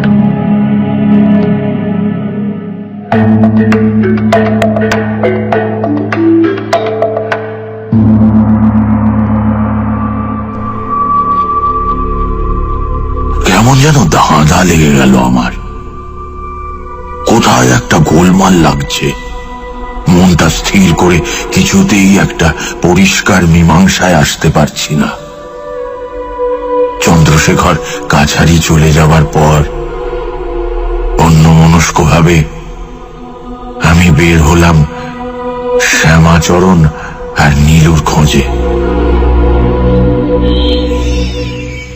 নীলুর একটা মুদির দোকান ছিল, তাকে সেখানে গিয়ে ধরলাম। জিজ্ঞেস করলাম, তুমি নাকি কি সব দেখেছ? কি দেখেছ? নীলু বা নীলকণ্ঠ আধবুড়ো মানুষ। আমার কথা শুনে সে তো কেঁপে ঝেঁপে অস্থির। প্রবল বেগে মাথা নেড়ে বলল, ওরে বাবা, রাম রাম রাম। না না, আমি কিছু দেখিনি রায় বাবু। বুড়ো লোক, আমি অন্ধকারে কত ছায়া দেখি, সেসব কি আর ধরতে আছে? আমাকে ভাঁওতা দিও না নীলকণ্ঠ, কি দেখেছো বলো। কিন্তু সে কিছুতেই বলবে না। শেষটা হঠাৎ মাথায় একটা আইডিয়া এসে গেল। ওর পাশে রাখা হিসেব লেখার স্লেট আর পেন্সিলটা তুলে নিয়ে বিজ্ঞান বইয়ে যে ডাইনোসরের ছবি আঁকা থাকে সেরকম একটা মোটামুটি স্কেচ এঁকে ওকে দেখালাম। মুহূর্তের মধ্যে নীলকণ্ঠের মুখ ভয়ে সাদা হয়ে গেল।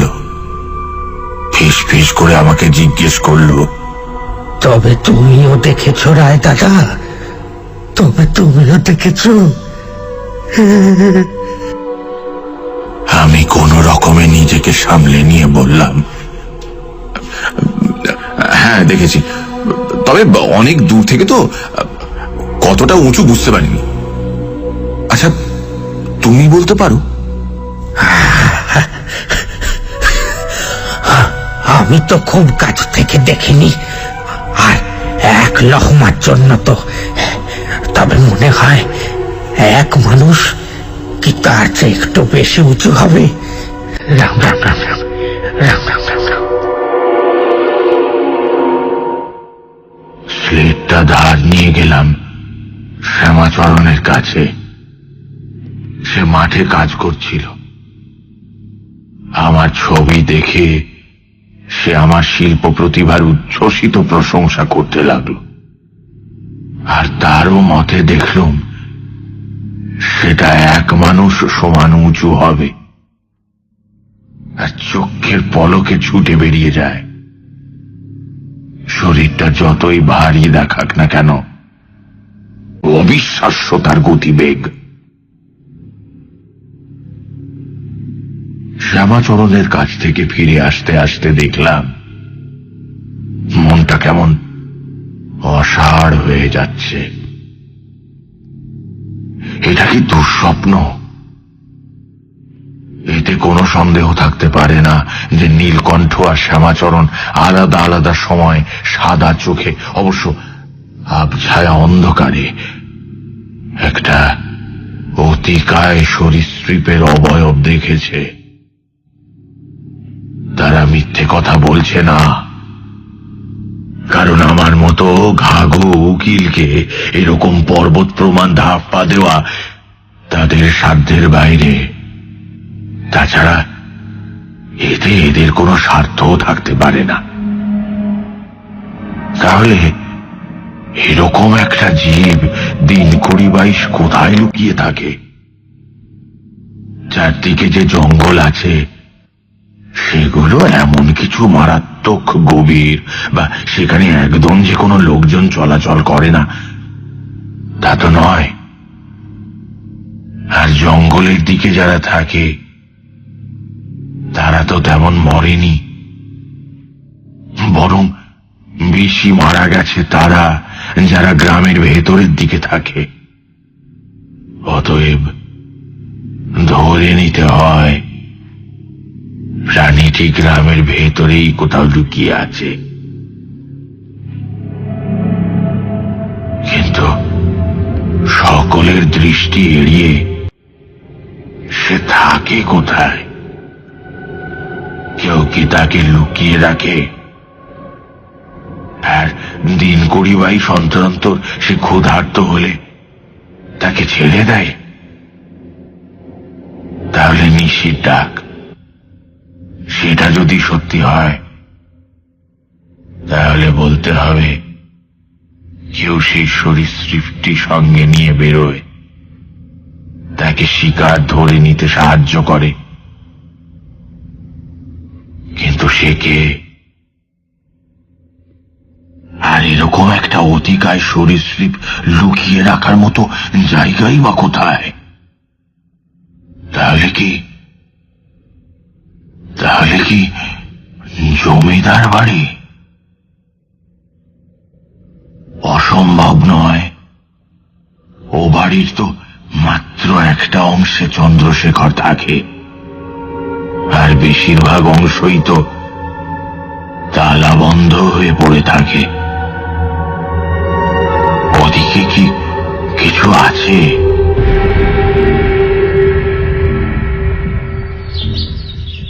দুপুরবেলা খেতে বসে চন্দ্রশেখরকে আমার গবেষণার কথা বললুম। চন্দ্রশেখর স্থির উজ্জ্বল দৃষ্টিতে সব কথা শুনল, কিন্তু কোনো মতামত প্রকাশ করল না। খাওয়া শেষ হলে অন্দরের ভেতরে গিয়ে একটু বাদেই বেরিয়ে এলো এক হাতে একটা রাইফেল আর অন্য হাতে একটা চাবির গোছা নিয়ে। বলল, চলো অন্য মহলগুলো একটু খুঁজে দেখি। চলো। বসন্ত কাছেই ছিল, সেও জুটে গেল। কেবল জুটে গেল নয়, আঠার মতো আমার সঙ্গে সেঁটে গেল বলা যায়। কিন্তু কোনো লাভ হলো না, কিছুই পাওয়া গেল না। আমরা হতাশ হয়ে ফিরে এলাম। বৈঠকখানা ঘরে এসে বসতেই একজন পাইক একটা টেলিগ্রাম দিল ওই চন্দ্রশেখরের হাতে। সেটা পড়ে চন্দ্রশেখরের মুখটা ছাইয়ের মতো ফ্যাকাশে হয়ে গেল। আমি ব্যস্ত হয়ে জিজ্ঞেস করলুম, কি হলো? হ্যাঁ?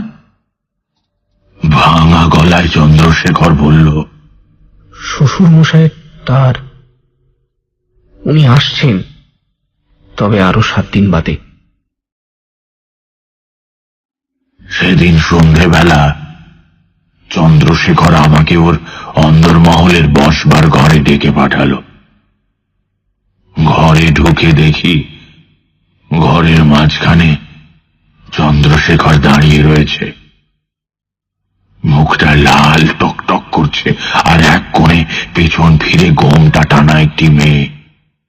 বুঝলাম সুমিত্রা। আর এও বুঝতে পারলাম দাম্পত্য কলহে কিছুতেই জিততে না পেরে চন্দ্রশেখর আমাকে ডেকে পাঠিয়েছে সাহায্যের জন্য। চন্দ্রশেখর আমাকে দেখে চাপা গলায় বলল, তোমার বৌঠানকে একটু বুঝি বলতো চিত্তপ্রসাদ, যে আজ রাত্রে তার পক্ষে এই গ্রাম ছেড়ে যাওয়া সম্ভব নয়, কোনো মতেই সম্ভব নয়। ঘোমটার আড়াল থেকে রাগী কণ্ঠে প্রশ্ন এলো, কেন সম্ভব নয়? সম্ভব করলেই সম্ভব। রাগী কণ্ঠে প্রশ্ন বললাম বটে, কিন্তু কি গলা! মনে হলো যেন একটা সেতার বেজে উঠল। এমন একটা আশ্চর্য মিষ্টি সুরেলা গলা আজ পর্যন্ত আর শুনিনি। আবার সেতার বেজে উঠল। কারোর সাহায্য দরকার হতো না। পাটা যদি না মচকাতো তাহলে আমি একাই হেঁটে চলে যেতাম। তোমার পা মচকায়নি, হাড় ফেটে গেছে। এই অবস্থায় গরুর গাড়ি করে এই অন্ধকারে কখনো কি কারোর যাওয়া সম্ভব? মেয়ে মানুষের কথা বাদ দাও, কোনো পুরুষ মানুষই কি এরকম অবস্থায় যেতে পারে? কেন তুমি এরকম করছো? তুমি আমাকে বিশ্বাস না করো, ঘরে খিল দিয়ে থাকো, বাইরে 10টা পাইক বসিয়ে দিচ্ছি। না না না, আমি তোমাকে বিশ্বাস করি না, তোমার পাইকদের বিশ্বাস করি না, কাউকে না। ধাইমা মারা গেছেন, এবার কোথায় আমার পালা। এমন ভাবে পড়ে পড়ে আমি মরতে পারবো না।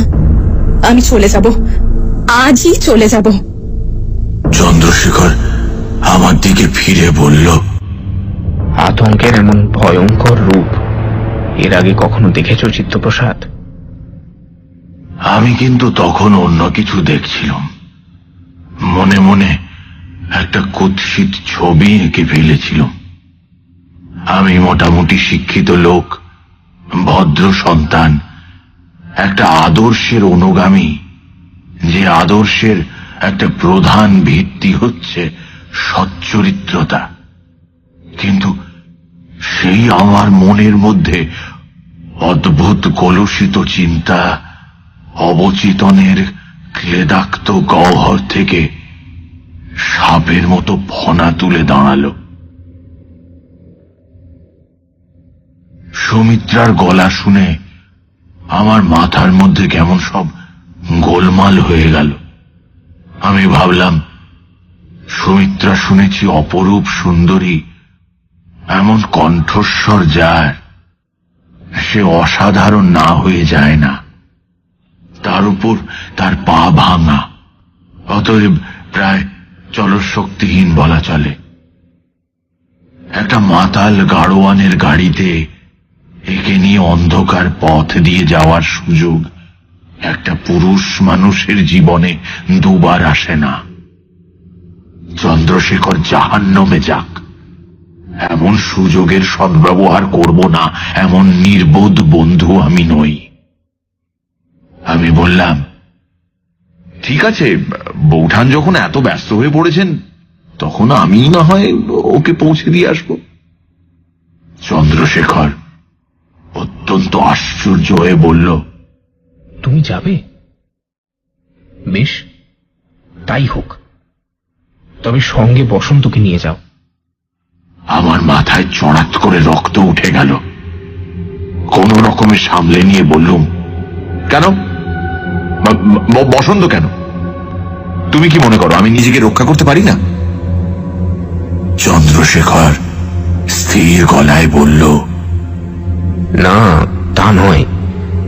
যদি তোমাদের কেউ আক্রমণ করে তাহলে একজন পালিয়ে গিয়ে খবর দিতে পারবে। সুমিত্রা বা রামকৃষ্ণর পক্ষে সেটা সম্ভব হবে না। আর তুমি যদি বিপদের মোকাবিলা করতে থাকো তাহলে বসন্ত পালিয়ে তো যেতে পারবে। আমি আবার প্রতিবাদ করতে যাচ্ছিলাম, কিন্তু সুমিত্রার গলা শুনতে পেলাম আবার। আপনি আপত্তি করবেন না চিত্ত ঠাকুরপো, চলুক না আপনার বসন্ত আমাদের সঙ্গে। অসুবিধে কিচ্ছু হবে না, দেখবেন। সঙ্গে সঙ্গে আমার মনের মধ্যে অনেকগুলো চিন্তা দ্রুত খেলে গেল। এক, যদি বসন্তকে নিয়ে গোলমাল পাকাই হয়তো যাওয়াটাই বন্ধ হয়ে যাবে। দুই, যদি বসন্ত যায়ও ওকে তাপ্পি দিয়ে সরিয়ে দেওয়া অসুবিধে হবে না। তিন, বসন্ত যদি গোলমাল করে ওকে না হয় খুনই করে ফেলা যাবে। পরে এসে বলবো রক্ত চোষা মেরেছে। কাজেই বললুম, ঠিক আছে, বসন্ত চলুক আমাদের সঙ্গে। শুনে চন্দ্রশেখর বলল, বেশ, তাহলে তৈরি হয়ে নাও। আর অস্ত্র শস্ত্র কিছু সঙ্গে আছে না? একটা বন্দুক দিয়ে দেবো সঙ্গে। আমি বললাম, আমি তৈরিই আছি। আর অস্ত্রের দরকার কি? তোমার মতো অত ভয় আমার নেই। তাছাড়া আমি তো বন্দুক চালাতেই জানি না। না, অস্ত্র ছাড়া আমি তোমাদের কিছুতেই যেতে দেব না। তুমি না নাও, বসন্ত নিক। ওকে ডাকো, দেখি অন্তত সরকি চালাতে জানে কিনা। বসন্ত ঘরে ঢুকেই একটা ঝাঁকানি দিয়ে শরীর শক্ত করে দাঁড়িয়ে গেল। চন্দ্রশেখর একটু বিস্মিত হয়েই জিজ্ঞেস করল, কি হলো বসন্ত? বসন্ত একটা অস্বাভাবিক গম্ভীর গলায় বলল, গন্ধটা বড্ড বেশি। চন্দ্রশেখর আবার কি একটা প্রশ্ন করতে যাচ্ছিল, আমি বাধা দিয়ে বললাম, তোমার ওই ন্যাকামো বন্ধ করতো বসন্ত। জমিদার বাবু যা প্রশ্ন করছেন তার জবাব দাও। গন্ধ গন্ধ করে মাথা খারাপ করে দিল একেবারে। আমার রূঢ়তায় বসন্ত চমকে উঠল। আমার দিকে অবাক হয়ে তাকিয়ে জিজ্ঞেস করল, কি প্রশ্ন? বলতে বলতে দেখি ওর চোখের ওপর একটা অস্বচ্ছ ঘন তরল আবরণ নেমে এসে মণি দুটোকে আড়াল করে দিচ্ছে। দেখে রাগে আমার সর্বাঙ্গ জ্বলে উঠল। ওকে চিৎকার করে গালাগালি করতে ইচ্ছে হলো, কিন্তু আমি কিছু করার আগেই চন্দ্রশেখর জিজ্ঞেস করল, তুমি কি বন্দুক চালাতে জানো বসন্ত? বসন্ত মাথা নেড়ে বলল, না। সরকি চালাতে পারো বা বর্ষা? হ্যাঁ পারি। সরকির খেলায় আমি গুরু যাদব চন্দ্র পালের শিষ্য। বলে দু হাত জোর করে মাথায় ঠেকালো বসন্ত। জয় গুরু। চন্দ্রশেখর একটা দেয়াল আলমারির ভেতর থেকে একটা রূপো বাঁধানো লাঠি বের করে নিয়ে এলো। সেটার মাথাটা খুলতেই ভেতর থেকে প্রায় 1 হাত লম্বা একটা চকচকে ইস্পাতের ফলা বেরিয়ে এলো। সেই প্রাণঘাতী অস্ত্রটাকে বসন্তের হাতে ধরিয়ে দিয়ে চন্দ্রশেখর জিজ্ঞেস করল, এটা ব্যবহার করতে পারবে? এটা আমার ঠাকুর দাদার গুপ্তি, তার বংশের মর্যাদা রেখেছে অনেকবার। বসন্ত গুপ্তিটা ভক্তি ভরে নাড়াচাড়া করে বলল, হ্যাঁ, এই অস্ত্র ব্যবহার করতে পারবো, কিন্তু কেন, কোথায় ব্যবহার করতে হবে? এবার আমি কথা বললাম, বউ ঠাকুরানী আজ এক্ষুনি বাপের বাড়ি যাবেন, গরুর গাড়িতে যাবেন, সঙ্গে আমি থাকবো, তোমাকে সঙ্গে যেতে হবে। বসন্ত দৃঢ়ভাবে ঘাড় নাড়ল, বলল, না, আপনার যাওয়া হতে পারে না রায়বাবু। গন্ধটা আজ বড্ড বেশি, আর আপনার ভেতরে সে কথা থাক, আমি আপনাকে কিছুতেই যেতে দেব না। বসন্তের কথায় রাগে আমার মাথায় রক্ত উঠে গেল। আমি চিৎকার করে বললুম, তুমি আমায় যেতে দেবে না? কোথাকার লাট সাহেব তুমি? তুমি না যাও, এই গুপ্তি নিয়ে আমি একাই যাব। ওটা দাও আমাকে, দাও। বসন্ত বিনা বাক্য ব্যয়ে অস্ত্রটা আমার হাতে দিয়ে দিল, কিন্তু আমি সেটা ভালো করে ধরার আগেই চন্দ্রশেখর আমার হাত থেকে টেনে নিল সেটা। বলল, না না চিত্তপ্রসাদ, এই জিনিস চালানো বড় সহজ নয়। কায়দা জানা না থাকলে নিজেই আহত হয়ে পড়বে, এমনকি কোনো গুরুতর বিপদ ঘটে যাওয়াও কিছু অসম্ভব নয়। তারপর বসন্তের দিকে তাকিয়ে বলল, যাও না বসন্ত, আমি বউ ঠাকুরানীকে কথা দিয়েছি যে তাকে আজ বাপের বাড়ি রওনা করিয়ে দেবই। বসন্ত ঘাড় নিচু করে বলল, না জমিদার বাবু, সেটা অসম্ভব। তখন ঘরের কোণ থেকে আবার সেই শততন্ত্রী বীণা বেজে উঠল। কিন্তু যেতে যে আমাকে হবেই বসন্ত, তুমি না নিয়ে গেলে আমি যাব কি করে বলো? ঘরে যে একজন তৃতীয় ব্যক্তি রয়েছেন সেটা এতক্ষণ বসন্ত বুঝতে পারেনি। সুমিত্রার গলা শুনে আগের মতো ঘাড় নিচু করেই একটু অস্বস্তি ভরা গলায় বলল, আমাকে ক্ষমা করবেন মা, আমি বুঝতে পারিনি আপনি ঘরেই আছেন। তবে ছেলের বেয়াদবি মাফ করবেন, আমি কিছুতেই যাব না, রায়বাবুকেও যেতে দেব না। মানে আমি জীবিত থাকতে উনি যেতে পারবেন না।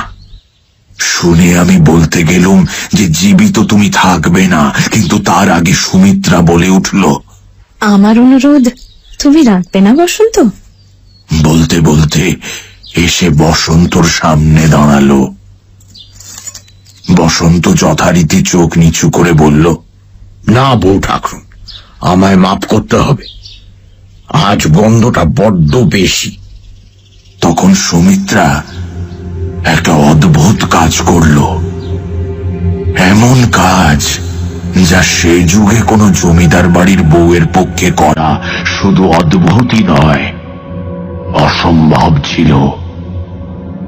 বসন্তের সামনে সে মুখের ঘোমটা সরিয়ে পিঠের ওপর ফেলে দিল, বলল, আমার মুখের দিকে তাকাও বসন্ত, বলো আমাকে এখান থেকে উদ্ধার করবে না?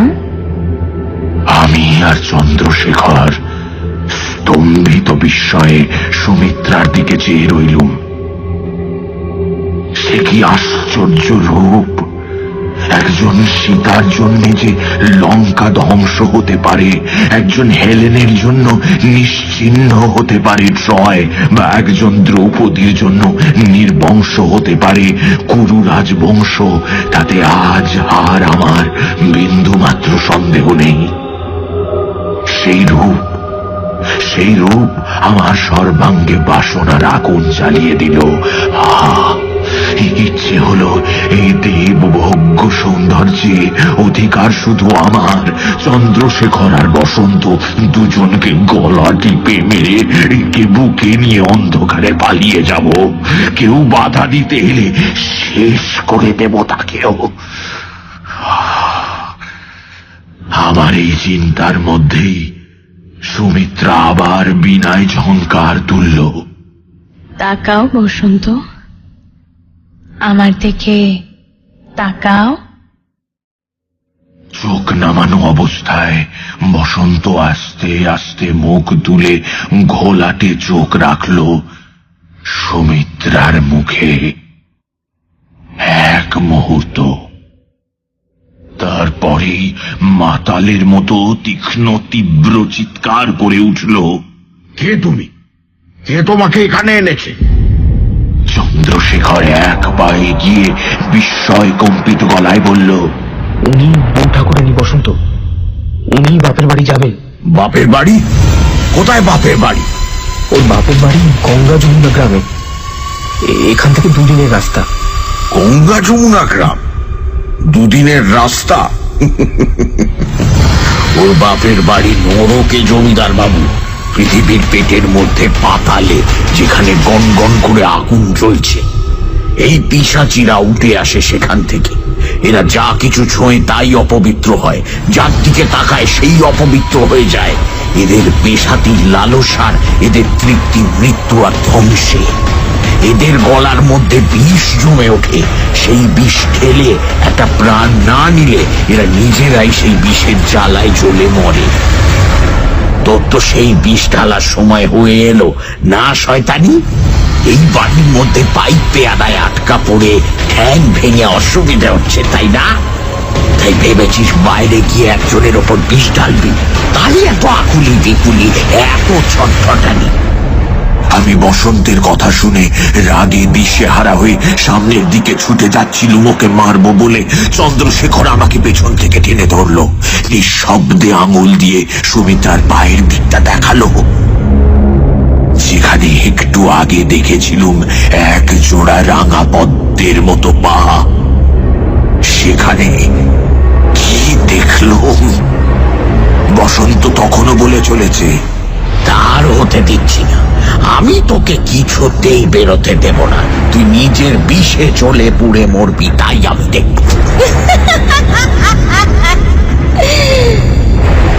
আমি মরবো না রে, মরবি তুই।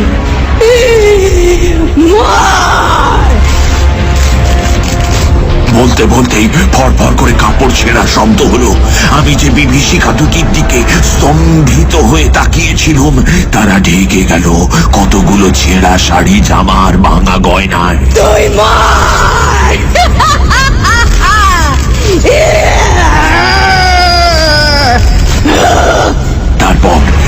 তারপর একসঙ্গে দুটো শব্দ শুনলাম, একটা বসন্তের ক্ষীণ হাহাকার আর একটা খ্যাক করে আওয়াজ।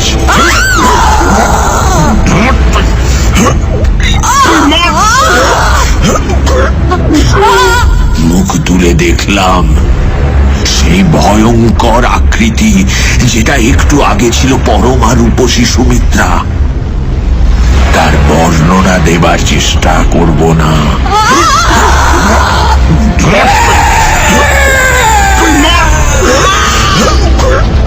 সেই ভীষণ আকার একটা শরীর মৃত্যু যন্ত্রণায় আছাড়ি বিছাড়ি খাচ্ছে। তার গলায় চন্দ্রশেখরের হাতের গুপ্তিটা আমূল গাঁথা। আমি সম্মোহিতের মতো দাঁড়িয়ে রইলুম আর দেখতে লাগলুম সেই অতিকায় বিভৎস মুখটা আকাশের দিকে উঁচু হয়ে খাবি খেতে খেতে আস্তে আস্তে স্থির হয়ে নেতিয়ে পড়ল।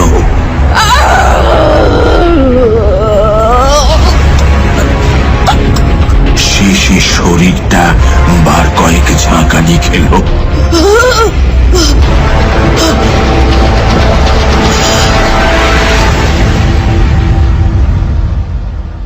তারপর সব স্তব্ধ, চুপ। তবে বিস্ময়ের এখানে শেষ ছিল না। আবার আমাদের চোখের সামনে সেই নারকীয় দুঃস্বপ্নের একটা পরিবর্তন ঘটতে লাগলো। বোধহয় 5 মিনিট।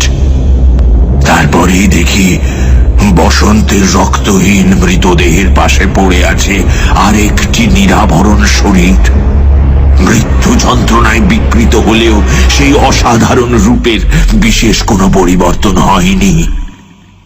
কিন্তু আশ্চর্য, এই যে সেই রূপ দেখে এবার আমার মনের মধ্যে যে ভাব জেগে উঠল, তা আতঙ্কের।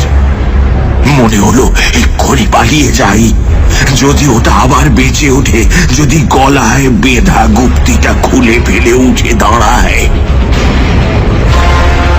চন্দ্রশেখরের দিকে তাকিয়ে দেখি সে তখনও আতঙ্ক, অবিশ্বাস, ঘৃণা, বিস্ময় মেশানো বিস্ফারিত দৃষ্টিতে মৃতদেহ দুটির দিকে তাকিয়ে আছে।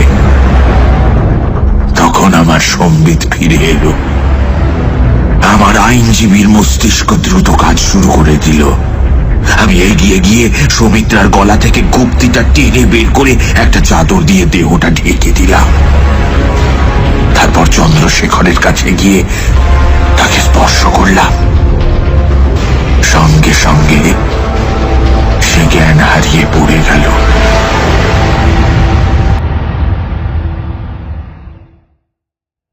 চন্দ্রশেখরের যখন জ্ঞান ফিরে এলো, তখন তার মুখের দিকে তাকিয়ে মনে হলো যেন সে দীর্ঘকাল কোন দুরারোগ্য অসুখের পর সদ্য সুস্থ হয়েছে।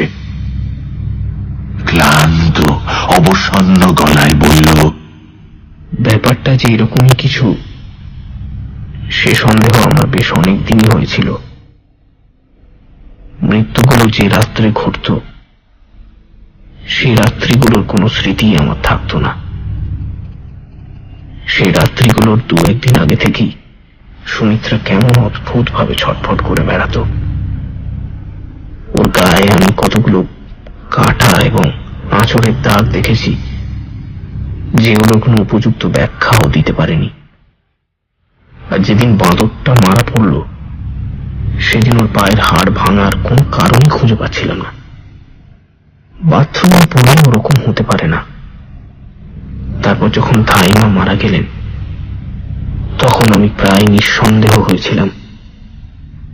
অন্তত এটুকু বুঝেছিলাম যে আমার বিয়ের পর থেকে এখানে যে কাণ্ড শুরু হয়েছে, তার শিকড়টা রয়েছে আমারই বাড়িতে। তবে ব্যাপারটা যে এমন ভয়ঙ্কর তা আমি স্বপ্নেও কল্পনা করিনি। আর কিছু করতেও পারছিলাম না, কেমন যেন সময়ের মধ্যে ছিল। তবে আমার অবচেতন বোধহয় তৈরি হচ্ছিল। তাই আজ চোখের সামনে ওই দৃশ্য দেখেই আমার হাত বুদ্ধিটা ছুঁড়ল লক্ষ্যস্থলে। কিন্তু তাকে আমার বোধ শক্তি চালায়নি, চালিয়েছে আমার মগ্ন চৈতন্য।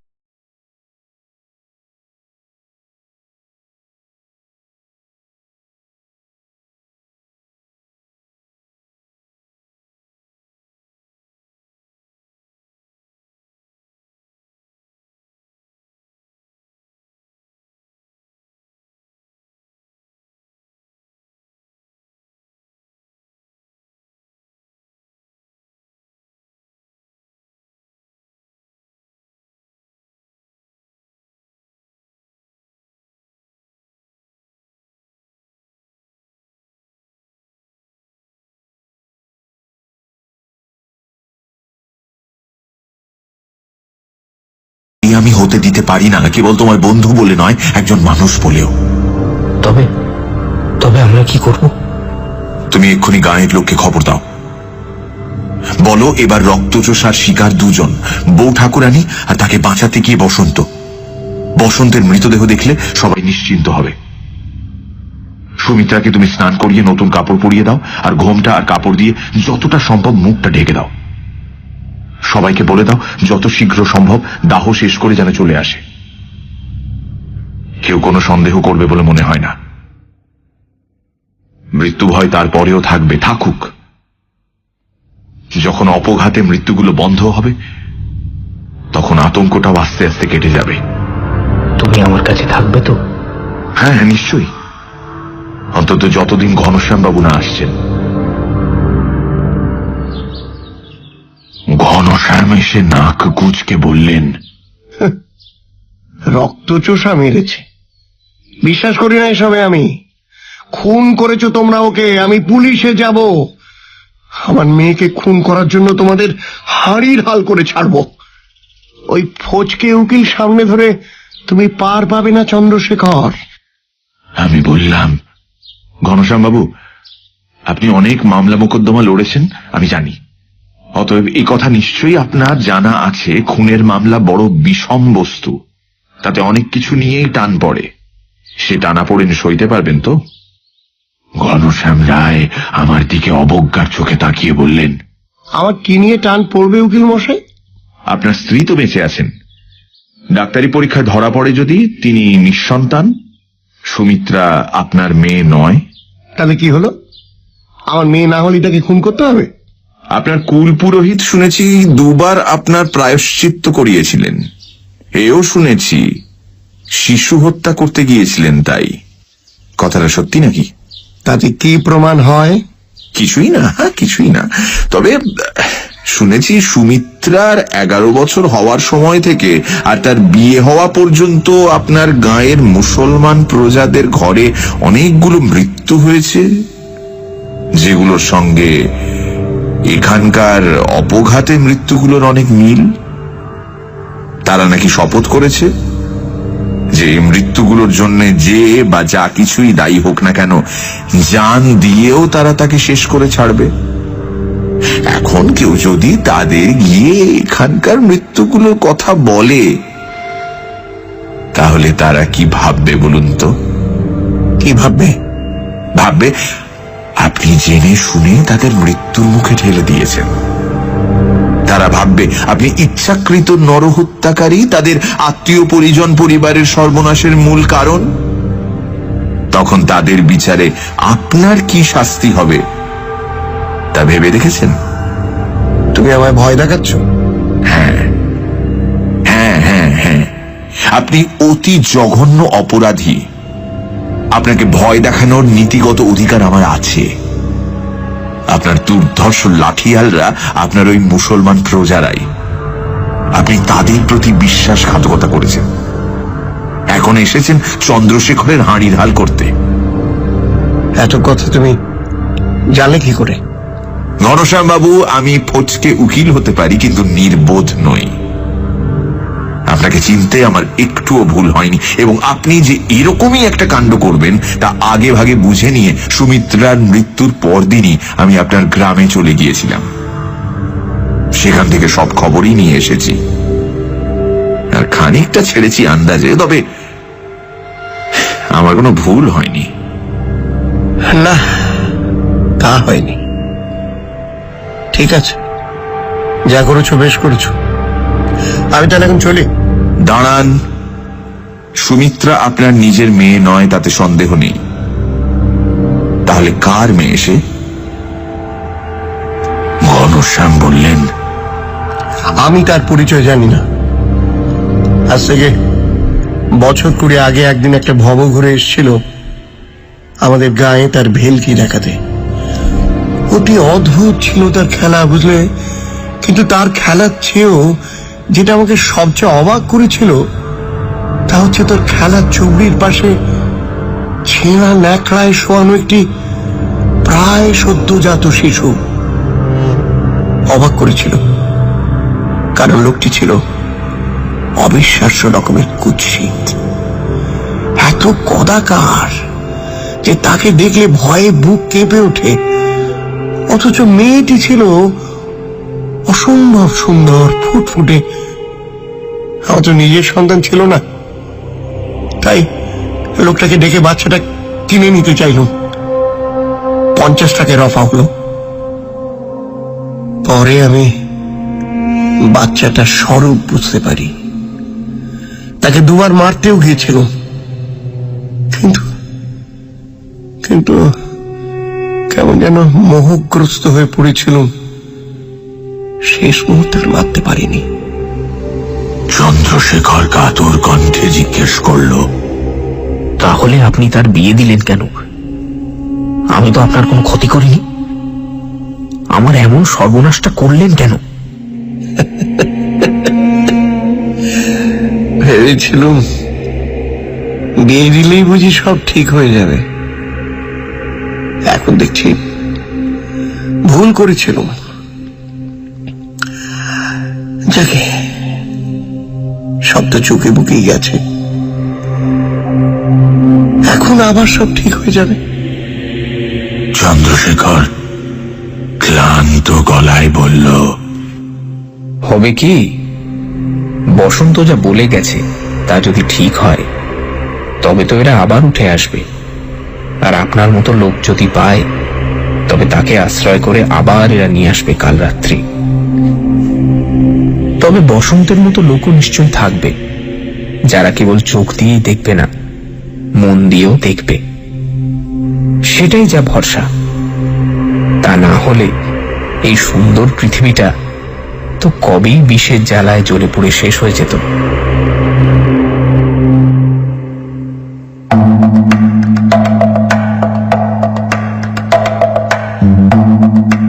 ছিলেন কালরাত্রি, রচনা মনোজ সেন, গল্প পাঠে এবং চিত্তপ্রসাদের চরিত্রে মীর, বসন্ত দীপ, চন্দ্রশেখর অতুল মণ্ডল, নীলু, বিকাশ এবং অন্যান্য চরিত্রে সোমক, কার্তিক, পুষ্পল, বিষ্ণুপদ, শঙ্খশুভ্র, গোবিন্দ, অগ্নিজিৎ, ঘন 11 বছর হওয়ার সময় থেকে আর তার বিয়ে হওয়া পর্যন্ত আপনার গাঁয়ের মুসলমান প্রজাদের ঘরে অনেকগুলো মৃত্যু হয়েছে, যেগুলোর সঙ্গে এখানকার অপঘাতে মৃত্যুগুলোর অনেক মিল।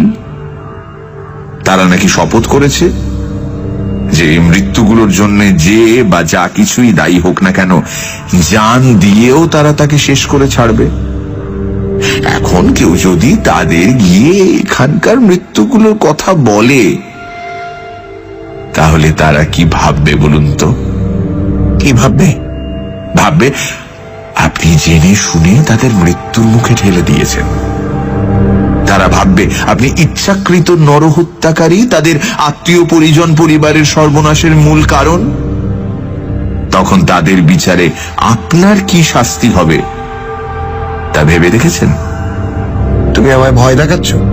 হ্যাঁ হ্যাঁ হ্যাঁ হ্যাঁ, আপনি অতি জঘন্য অপরাধী। আপনাকে ভয় দেখানোর নীতিগত অধিকার আমার আছে। আপনার দুর্ধর্ষ লাঠিয়ালরা আপনার ওই মুসলমান প্রজারাই। আপনি তাদের প্রতি বিশ্বাসঘাতকতা করেছেন, এখন এসেছেন চন্দ্রশেখরের হাঁড়ির হাল করতে। এত কথা তুমি জানলে কি করে? ঘনশ্যাম বাবু, আমি ফচকে উকিল হতে পারি, কিন্তু নির্বোধ নই। আপনাকে চিনতে আমার একটুও ভুল হয়নি, এবং আপনি যে এরকমই একটা কাণ্ড করবেন তা আগে ভাগে বুঝে নিয়ে সুমিত্রার মৃত্যুর পরদিনই আমি আপনার গ্রামে চলে গিয়েছিলাম। সেখান থেকে সব খবরই নিয়ে এসেছি, আর খানিকটা ছেড়েছি আন্দাজে, তবে আমার কোনো ভুল হয়নি। না, তা হয়নি। ঠিক আছে, যা করেছো বেশ করেছো। আমি তাহলে এখন চলি। দাঁড়ান, সুমিত্রা আপনার নিজের মেয়ে নয় তাতে সন্দেহ নেই। তাহলে কার মেয়ে সে? ঘনশ্যাম বললেন, আমি তার পরিচয় জানি না। আজ থেকে বছর 20 আগে একদিন একটা ভব ঘুরে এসেছিল আমাদের গায়ে তার ভেলকি দেখাতে। অতি অদ্ভুত ছিল তার খেলা, বুঝলে? কিন্তু তার খেলার চেয়েও যেটা আমাকে সবচেয়ে অবাক করেছিল তা হচ্ছে তার খেলার চুবড়ির পাশে ছেঁড়া ন্যাকড়ায় শোয়ানো একটি প্রায় সদ্যজাত শিশু। অবাক করেছিল, কারণ লোকটি ছিল অবিশ্বাস্য রকমের কুৎসিত, এত কদাকার যে তাকে দেখলে ভয়ে বুক কেঁপে ওঠে। অথচ মেয়েটি ছিল অসম্ভব সুন্দর, ফুটফুটে। আমার তো নিজের সন্তান ছিল না, তাই লোকটাকে ডেকে বাচ্চাটা কিনে নিতে চাইলাম। 50 টাকায় রফা হলো। পরে আমি বাচ্চাটার স্বরূপ বুঝতে পারি। তাকে দুবার মারতেও গিয়েছিলাম, কিন্তু কিন্তু কেমন যেন মোহগ্রস্ত হয়ে পড়েছিলাম। শেষ মুহূর্তে মারতে পারিনি। চন্দ্রশেখর কাতর কণ্ঠে জিজ্ঞেস করল, তাহলে আপনি তার বিয়ে দিলেন কেন? আমি তো আপনার কোনো ক্ষতি করিনি, আমার এমন সর্বনাশটা করলেন কেন? ভেবেছিলাম বিয়ে দিলেই বুঝি সব ঠিক হয়ে যাবে। এখন দেখছি ভুল করেছিলাম। যাকে সব তো চোখে বুকেই গেছে, এখন আবার সব ঠিক হয়ে যাবে। চন্দ্রশেখর ক্লান্ত গলায় বলল, হবে কি, বসন্ত যা বলে গেছে তা যদি ঠিক হয় তবে তো এরা আবার উঠে আসবে, আর আপনার মতো লোক যদি পায় তবে তাকে আশ্রয় করে আবার এরা নিয়ে আসবে কাল রাত্রি। তবে বসন্তের মতো লোকও নিশ্চয়ই থাকবে যারা কেবল চোখ দিয়েই দেখবে না, মন দিয়েও দেখবে। সেটাই যা ভরসা। তা না হলে এই সুন্দর পৃথিবীটা তো কবেই বিষের জ্বালায় জ্বলে পড়ে শেষ হয়ে যেত।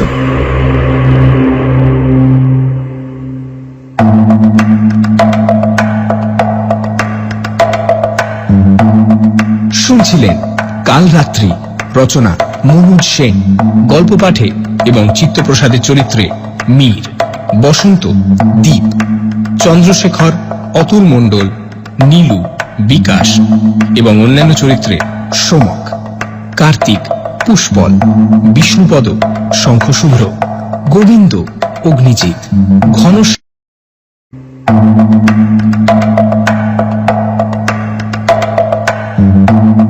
শুনছিলেন কাল রাত্রি, রচনা মনোজ সেন, গল্প পাঠে এবং চিত্তপ্রসাদের চরিত্রে মীর, বসন্ত, দীপ, চন্দ্রশেখর, অতুল মণ্ডল, নীলু, বিকাশ এবং অন্যান্য চরিত্রে সোমক, কার্তিক, পুষ্পল, বিষ্ণুপদ, শঙ্খশুভ্র, গোবিন্দ, অগ্নিজিৎ, ঘন, অগ্নিজিৎ, ঘন।